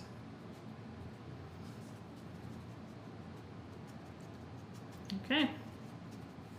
So when I was painting these trees, I was kind of thinking of cotton candy. Yeah, I can see that.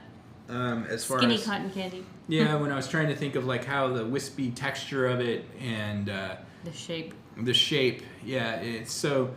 Again, this is something you really want to be blotchy with. Are they birch? They are. Well, they must be since this is the Old Birch Road. That's why I said that. Yeah. So I actually started out with, and I kind of just work back and forth on this, and I actually want to work wet on wet. Doing an oil painting thing. Yeah, a little bit. But first I start off with some red, and I'm going to add just the tiniest little dab of blue to this. Make it more of a magenta, I guess. A little bit more. It's a very warm violet, basically. And the reason I want this is I want these shapes to have a little bit more depth. And the way we add more depth is by having a little bit more darkness behind them. So I'm going to start on this one right here. And we're going to lose a lot of these trees in the background. That's okay. And I'm just going to start kind of making Marge Simpson hair.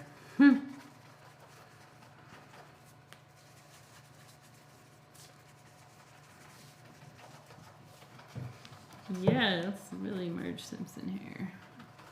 Except for her hair is pretty. Is it her hair's not pointy at the top though? I don't think. No, I think it's kind of squared off. Yeah. Eraserhead style. Isn't there an NBA player that has that hairdo? Or was for what he had? Oh, I mean they're. No, there was one who had. Remember Eraserhead from the 90s? Do you remember? He was in House Party. You're talking about Kid and Play. Yeah. So isn't there one of the NBA guys has that tall? Off and on there have been different guys, but it's definitely something I've seen that's made a comeback in the last couple of years. But I can't think off the top of my head who has that right now. But there is somebody. So the reason I'm doing this. Wait a minute, I have a question. Yeah. Are you leaving any airspace? Not really. Okay. If you do, it's okay though. Okay. If you do, it's okay. There's nothing wrong with leaving some airspace. So I'm gonna go ahead and let that one sit. You did a few little tendrils that kind of come off, so it's Yeah, not just some little. totally cone shaped. You can see I've got one there, just a couple little where there's branches coming up that get a little bit more. And now I'm gonna do the same thing on this other side.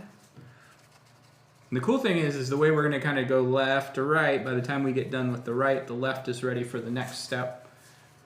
And again, this is going to start a little bit higher.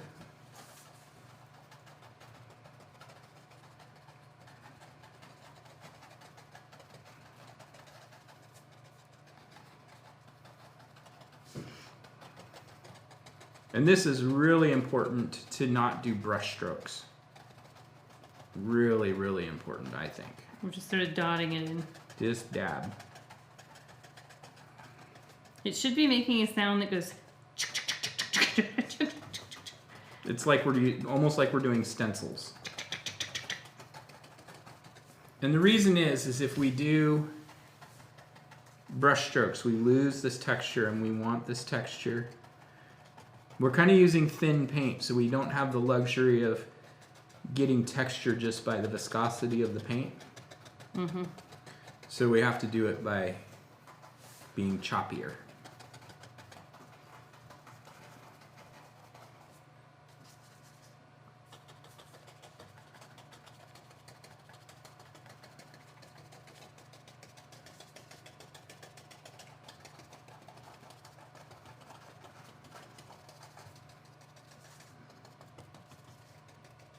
This painting has an old school feel to it. Yeah. I kind of think most of mine do, don't you? Yeah, more traditional. I think that's why we balance each other well. Because I'm far out there. No. Is that what you're saying? Far out there. Yes. I do think so. I think you're far out there. No, what I mean is you tend to have more of a whimsical, modern spin on things, whereas I tend to be the more traditional. Traditional landscapes. Some ways what I do is completely outdated and nobody cares about it. It's been done to death. All right, so going back to our left-hand side now, we're just going to do some pure red. And this is really going to be, don't brush it around too much. And we're not trying to cover completely. We want little bits of this darker color to show. So we're using less red than the burgundy color. We're still going to use quite a bit though. You know, I'm going to say we're going to cover probably 85%. Just leaving little bits showing through.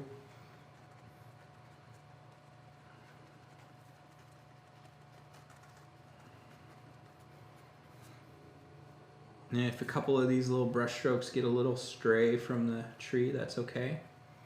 That's one that maybe blew off or something like that. Do birch trees really turn this vivid, or is that just like painting? Painting, what do you call it? Artistic license. Artistic license.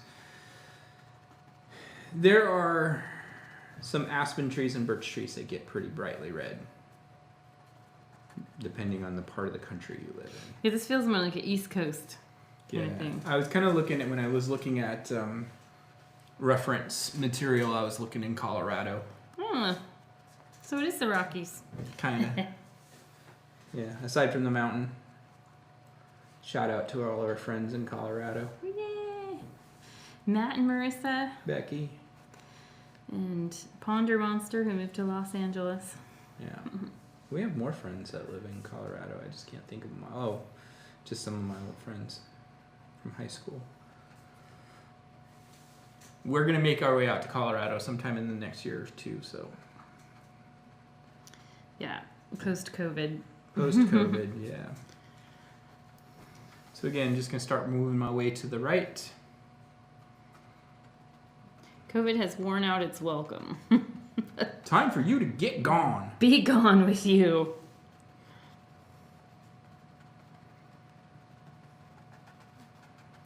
It's crazy because I remember when it first hit, I was like, okay, so this is just going to be like the SARS, and it's just going to be gone after an amount of time, and they'll get it, eradicated or whatever. And I never in my life would have thought that so many months later, it's still a thing and getting worse. Yeah.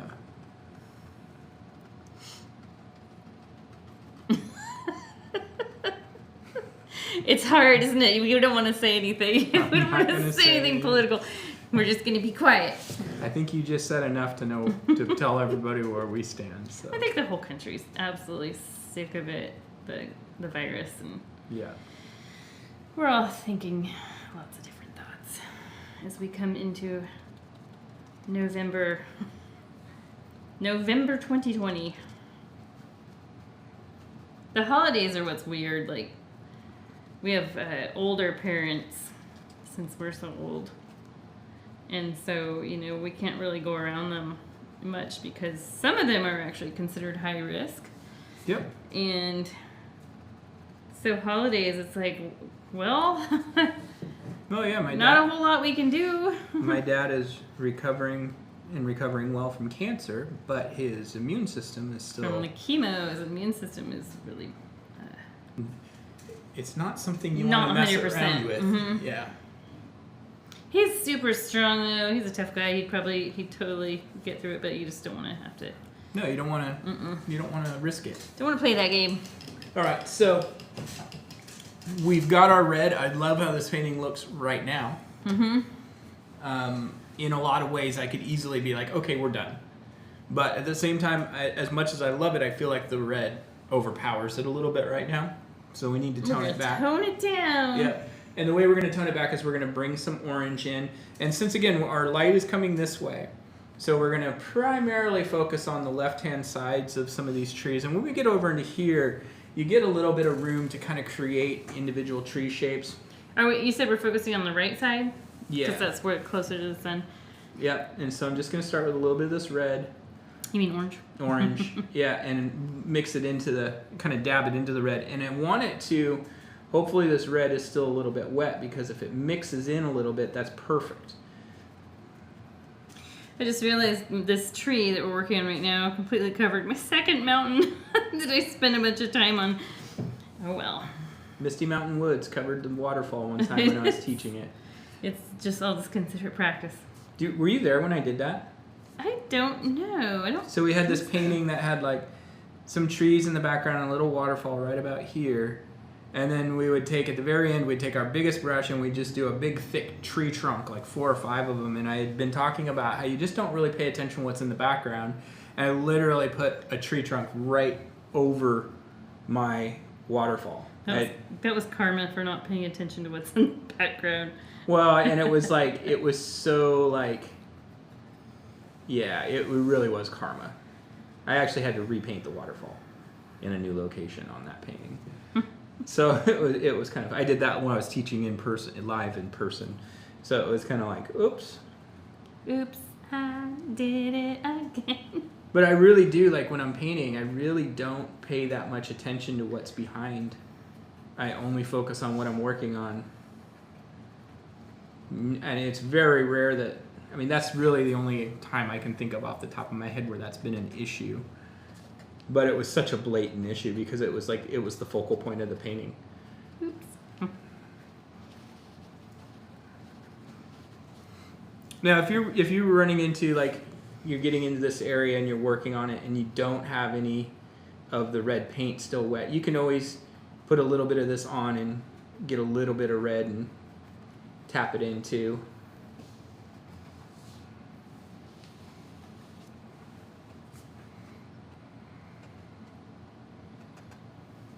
And in fact, before we go to we'll go ahead and just keep working. Yeah, I've already got my first tree over there done. Where are you at, Paul? Right here next to you.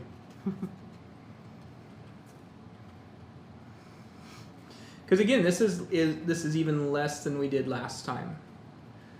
As far as like when we went to the red, we did like 85%, 80% coverage. This time we're only going like maybe 10%.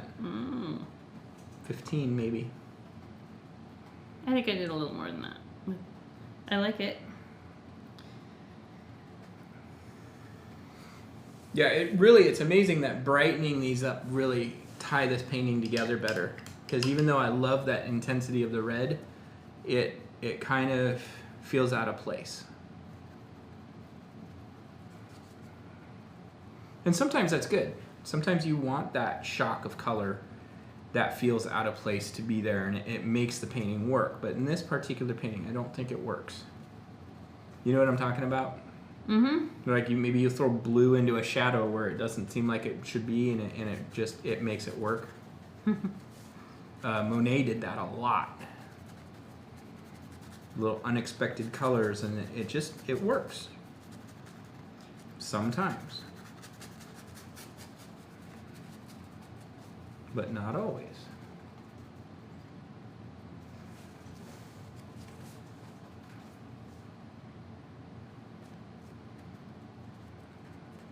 So if you guys also, if you're in the west side of town, we are in the process. If you're in Oregon. West side of the Portland metropolitan area. We are in the process of getting our space that we do our videos in set up for people to be able to come in and pick out paintings, other kits that maybe you missed, or maybe you want to bring somebody in to, somebody for their birthday, let them come in and pick out a painting that they want to bring home. But we're setting up a little showroom. Don't know when it's going to be open. Hopefully not too long. Yeah. Pretty soon. I think we made you made a lot of progress. Yeah. On the wall. Yeah. We had a wall that was really gouged. That needed some serious TLC. Yeah, it's a 45-foot long by 11-foot tall wall. 11-foot tall wall. That was all plaster. And it's 110 years old, and over the years, people have drove nails glued mirrors to it. I bet you I filled 200 nail holes. It was a little bit of a wreck. And it had, close to 10-foot square areas where plaster had been broken out on accident. And so I got all that patched and painted, and now it just needs a second coat, and then we'll start putting some shelves up. And yeah. we're getting there. Okay, so next thing we want to do is we want to add one more level of highlight to this. And so I'm going to mix up a little white with a little yellow. And I want to add just a touch of orange to this. I do want this to be pretty bright. I'm going back to fix them. That's fine. And so this, very sparing, because I want a little bit more yellow to this. Let's just see what it looks like with just plain yellow. Now that plain yellow is really offending me tonight. Yeah, it's kind of a acid green look when you paint it on top of some of the stuff that's already here. Yeah. So again, a little bit of yellow added to the orange and some white to just create this extra little pop of color. I've got this little spot up at the top that I feel has got a little too much highlight on it. I'm going to come back and add some red to that in a minute to kind of touch that up. But this is just where very specific little bits of sunlight are really hitting this edge of this tree. Maybe you get a little bit punching through here and there.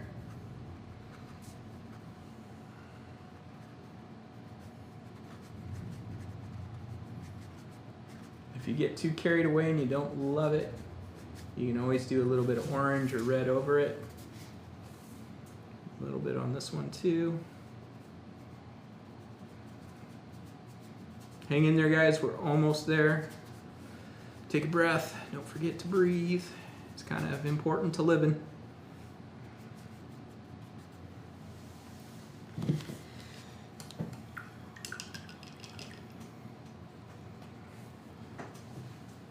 Where's your color? It's right here. Oh, so it was yellow and white with a little orange? It's mostly orange and white with a little yellow. Oh. Well, I'm going to make some more for us. Go for it. You'll just have to let me know if it's not the right color. It's kind of like this right here. Okay. You got a little bit more yellow into it, and that's probably good. You can take a little bit of this color and highlight some of your leaves down here too. Oh yeah, good idea. Just a little bit. A little sparkle. I like that Bob Ross. Sparkle. I like that Bob Ross used to call that sparkle. Did he? Yeah. That's funny. In the water. I mean, that's what it is. Yeah. Well, in the water it is, but on leaves, a lot of people wouldn't call it sparkle, but I like that. It is. Just like glitter. Just like Edward Cullen, it's a little bit of sparkle. Mother Nature's. A little bit of sparkle in the sunlight. Don't all guys wish they could glitter? I do. In the sunlight. You've forgotten that I do. It's called sweat. Yep.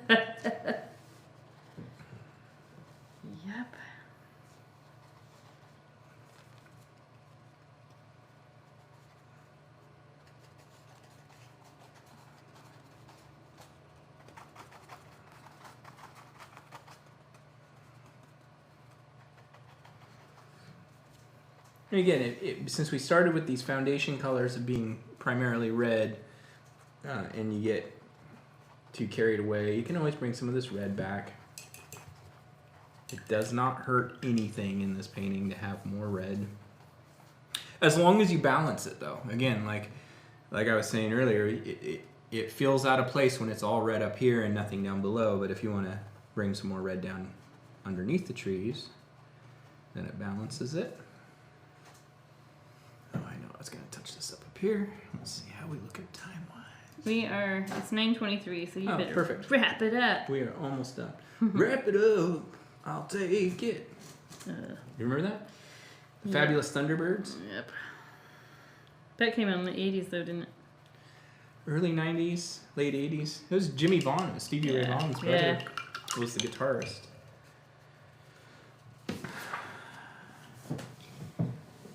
Okay, we're looking good. All right, so what we're going to do next is... You forgot a whole hill. What? There's a hill in the lower... Oh, yeah. We're not there yet. I haven't forgot it. It's the very last step. Okay. At least in my mind. What we're going to do next is we're going to do our little puddles and our highlights on the trees, and then we'll do our little foreground hill. That foreground hill is really an afterthought. I didn't even... I put it in there. The last step in the instruction is the puddles. I'm not worrying about... Take your OCD and be quiet. And I doubt anybody's going, okay, I'm following the instructions. That's too much multitasking for people. All right. Indeed. Touche. Little puddles. I'm just going to take a little bit of white and just some little dibble dabbles. Another technical term. Oh, I used that term You heard it earlier. here. Dibble dabbles. I used that term earlier. Dibble dabble. What was the other one? Dibble dabbles, and we were laughing. No, I like the term that you came up with that the professor would say. I don't remember. I don't flibbity. Flibble flabbles. I don't remember. So it's just these little dabs of color, and it's just white. And it's like, oh, here's a little bigger puddle, and here's a little streak, and... Here's where the rut was really deep and the rainwater hasn't dried yet. Exactly.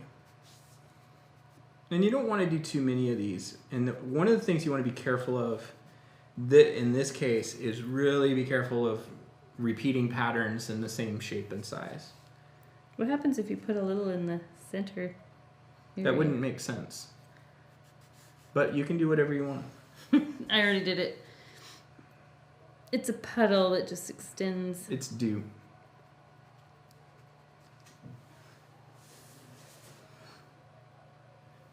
It's wisp. There's some really excited people outside. They actually sound like a bunch of turkeys. There you go. Just a little bit of... Flibble flabble. A little flibble flabble. Then the next thing we're going to do is... So I'm going to for lack of a better term, kind of push through these last couple of steps, because these are really just kind of like last little... These things like the little bits of water and little highlights on leaves and stuff. You guys can go back and do that to your heart's content once we're done. But I know a lot of... Like if you guys are on the East Coast, I don't want to... I mean, we're already 12:30 at night. So East Coast would be midnight painters over there. yeah. So I'm just going to mix up a little bit of lavender using a little blue, a little white, a little red, more white than the other two. This is going to be our highlight color for our trees. Oh, we have more highlights on the trees? On the tree trunks. Oh, the tree trunks. Yeah, you're right. And I'm just using just a light lavender, and it's just right along... I have to find it on the palette. Okay. Right along the right-hand side of our trees. And what you can do is you can kind of come up. And then what I like to do is kind of take the brush and give it a little bit of a sideways little smudge. Because that's kind of how the birch bark is. Yeah. Has those horizontal lines. Sometimes if these are bigger trees, you can just use the brush to do that technique really easy. You know what I've seen other people do? I've seen them use an old credit card. Oh, that would work. On big trees. You just literally put white down and scrape. It's kind of like using a palette knife, basically. Yeah.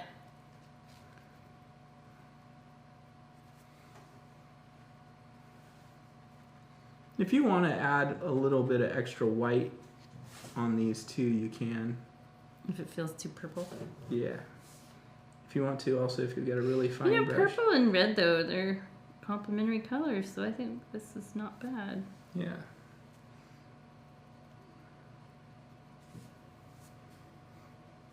Sometimes I think, we have a tendency of generically just doing the white. Mm-hmm. And it's too intense. It's too harsh of a contrast against the black. And so... Like a gray would be fine. Yeah. But of this lavender, the reason I like to use the lavender is it like you were saying, it's complementary to the red, but it also feels gray without just being gray. To me, like using gray and pure black are just, they don't do anything. It's painter's blasphemy. It's not painter's blasphemy. I just feel like they lack any kind of real personality. Like I kind of get black because black has impact, but gray is just gray. So like we could have painted these clouds just gray, but they look so much more light, have so much more life to them by having that little hint of lavender to it. Okay, last little step, guys, is just giving us this little hillside that goes across here. And if you don't want to put it in there, you like... Why don't you show the original? Yeah, if you like the way your painting is right now, you don't necessarily have to put this last little bit in, but you can. If you want to cover up part of your rut with it. Hey, you know what? That's actually a great thing to do. I think what I was intending when I put this in is I was intending on a really big tree in the foreground. Ah. And I just decided not to.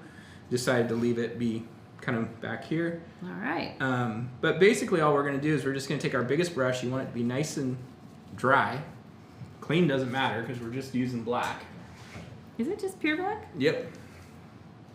And basically, starting right about here, just going to paint up a bit. I'm going to mix a tiny bit of orange into mine. You can. I didn't, but you can. I don't know if I want it that dark. I'll see, though.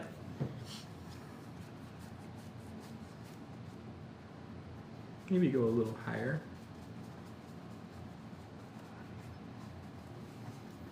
And then we're going to use the technique that we've used. I think we've done this on other paintings here, maybe not.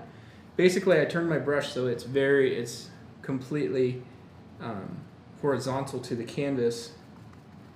And I just come through and give a little flick up. Give the impression of some grass.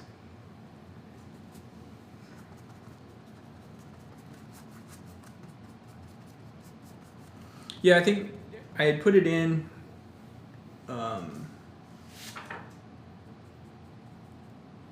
really early on because I was trying to figure out, do I want to, I was trying to figure out if I wanted to put a tree up here and a barn over here or something like that. I was really thinking about putting a barn in this painting. You've never painted a barn. Yeah, I have. The old swing. Oh, that does have a barn. Oh, that's an old painting. That was one of the old good ones. Yeah. And I just kind of had set up kind of a form, I kind of have some formulas in my mind about how I create a lot of these paintings. And so that was one of them, was this idea that, I kind of had set the stage for whatever I was going to fill in the middle. And then I just kind of ended up just going with these simple trees. The other thing I want to do real quick is if I bring this original over, I've got a little bit more shading in underneath these trees, and that's something we can add in really quick. Some shading in there, a little bit of shading in here. This side's okay. But I also want to, we've got these nice rays going and that looks cool, but I actually want to give them a little kick up by enhancing some shadows. I'm going to go back to... Mine are already pretty dark. Yours are pretty dark, so you're good. Yeah, I think it'll be too much of a contrast if I do it as well. So I'm just going to mix up a little bit of our orange and blue. And black? No black. Oh. So I don't want it to have that black intensity. Okay. So just a little orange and blue. I'm actually going to wipe most of this color off of my brush. You're just tinting it. Almost no paint on the brush at all.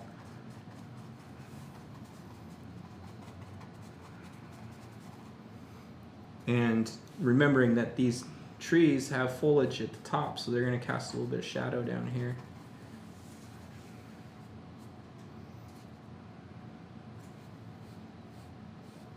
So I'm basically just adding these little shadow lines in line, starting at the base of the trunk, following that same angle.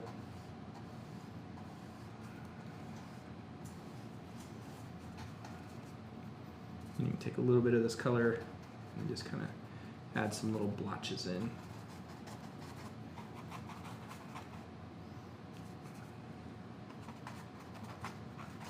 And do a little bit of one on this tree here too.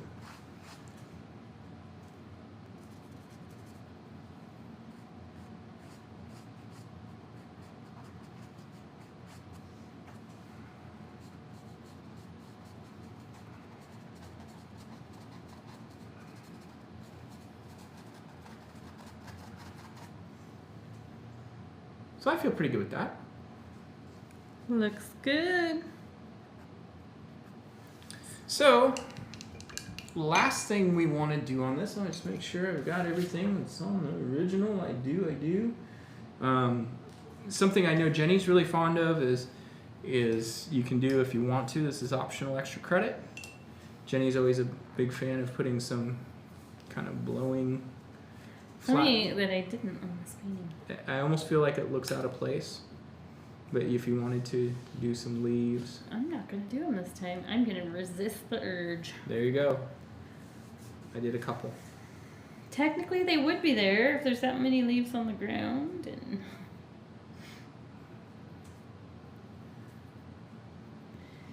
I'm working hard to resist the urge. I don't know that it adds anything to this painting, though. No, not too much. I mean, sometimes it really does, but this painting I don't really think it does. I think it's just extra detail for the sake of busy work. But last thing I'm going to do is I'm going to sign it. I am going to sign mine in orange. Me too. How funny, we picked the same color. So this corner, we darkened this corner up just simply to give ourselves a great place to put our That's signature. right. So do a good one. Oop.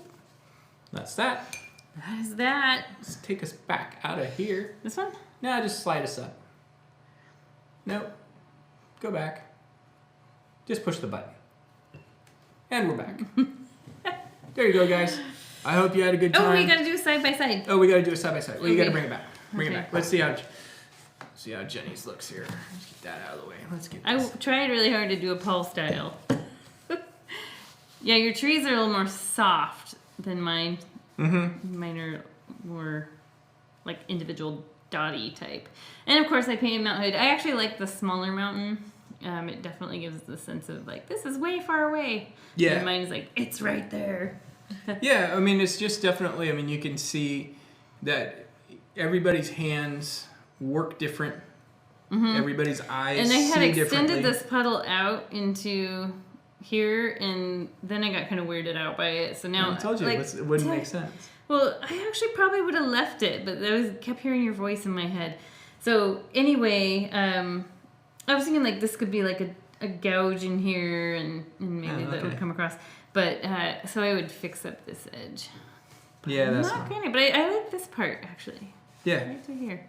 And that's kind of an area that I think, like, on this particular painting, and this is something I'll go back to Dave, our old instructor Dave, would talk about having some place for the eye to rest. Mm-hmm. And so if you look at this painting, and Jenny, yours is actually, in my opinion, yours is almost like a more, trying to find the right word. It's like an exaggerated version of mine. You know what I mean? Where like all the details are just a little bit crisper. And That's what it is. It's crisper. yeah, and so like your mountain's just a little bit bigger, and the details on the mountain are just a little bit more defined, and that's kind of the way we both paint. I mean, you tend to paint just a little bit more defined. But on your painting, it shows it much better where this area, you said this is one of your favorite areas. Well, that's the spot where your eye can sit and rest. This is the other spot. But I wasn't super happy with my clouds, but... and actually in this painting, I'm not like... this area up here... Like, I don't like this, how it makes like a diamond shape. No. But this area to me does not feel like a comfortable area for the eye to rest. No. Because it's got all these jagged... Mine either. It's just got all these jagged things. Whereas this area just feels like someplace you want to go lay and watch the clouds. So, anyway. All right. Let's bring us back. Bring us back. There we go. So, anyway, thanks you guys. We're going to be shipping out November's box next week? End of next week. And... it has glitter in it, just so you know. You guys get to play with glitter. That'll be fun. You know, they're talking about banning glitter. What? Yeah. Is it too environmentally and... yeah, a lot of it makes its way into the ocean.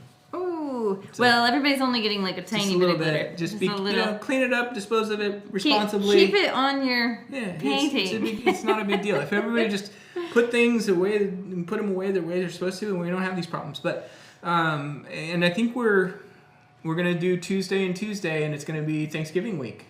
One of them is Thanksgiving week. So hopefully you guys that'll be mine. You know, I'm going to lecture you all. Make sure that you're giving yourself some time. Like, this is all about giving yourself some time, taking some time to do something that maybe you want to learn further, and just get away from the busyness of life. I know, especially we're getting into the super busy season where everybody's busy. But make sure that you are giving yourself time to be creative and have fun. It's 2 hours twice a month. You can do it 2 hours, sometimes an hour and a half. And it's really important to take the time to unwind and do these things and tune out of all the noise. There's a lot of noise, especially right now. Anyway, so that's enough of us talking about life philosophy. Yep. Like the video, subscribe to get notifications every time we post a new one. Yeah.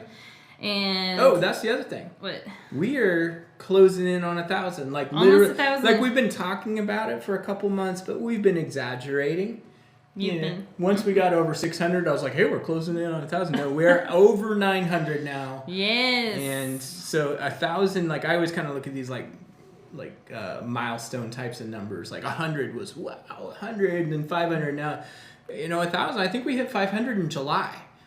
So just since July, that's been we've doubled almost. So that's really cool. We love seeing new people, and we do have some people that do they find their own art supplies and they do the videos and they send us their pictures, and that's always really cool to see. We had a little 7-year-old kid from Michigan, I think. Yeah, somewhere. Sent us a picture, and somewhere that around there. Man, the smile on that kid was like so happy. That was really cool to see. So if you guys do enjoy the videos and you're doing them on your own, we have had a couple people that said, hey, how can I kick you guys some money to show you they appreciate it?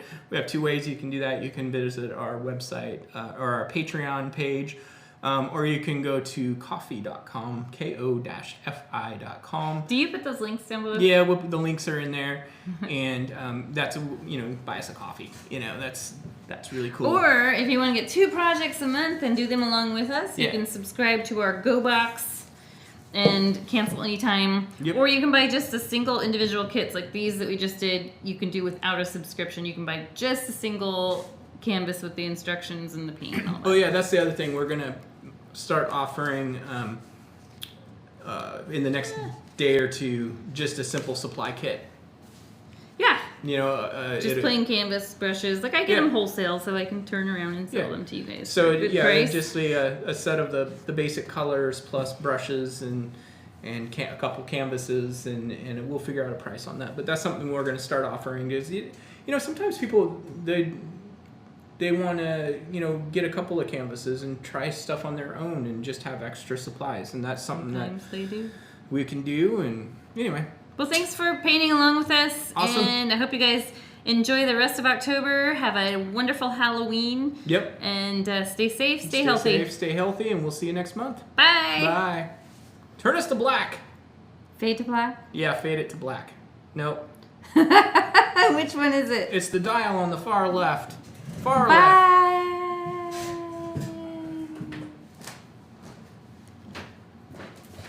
We're still here. Paul just has to walk far away.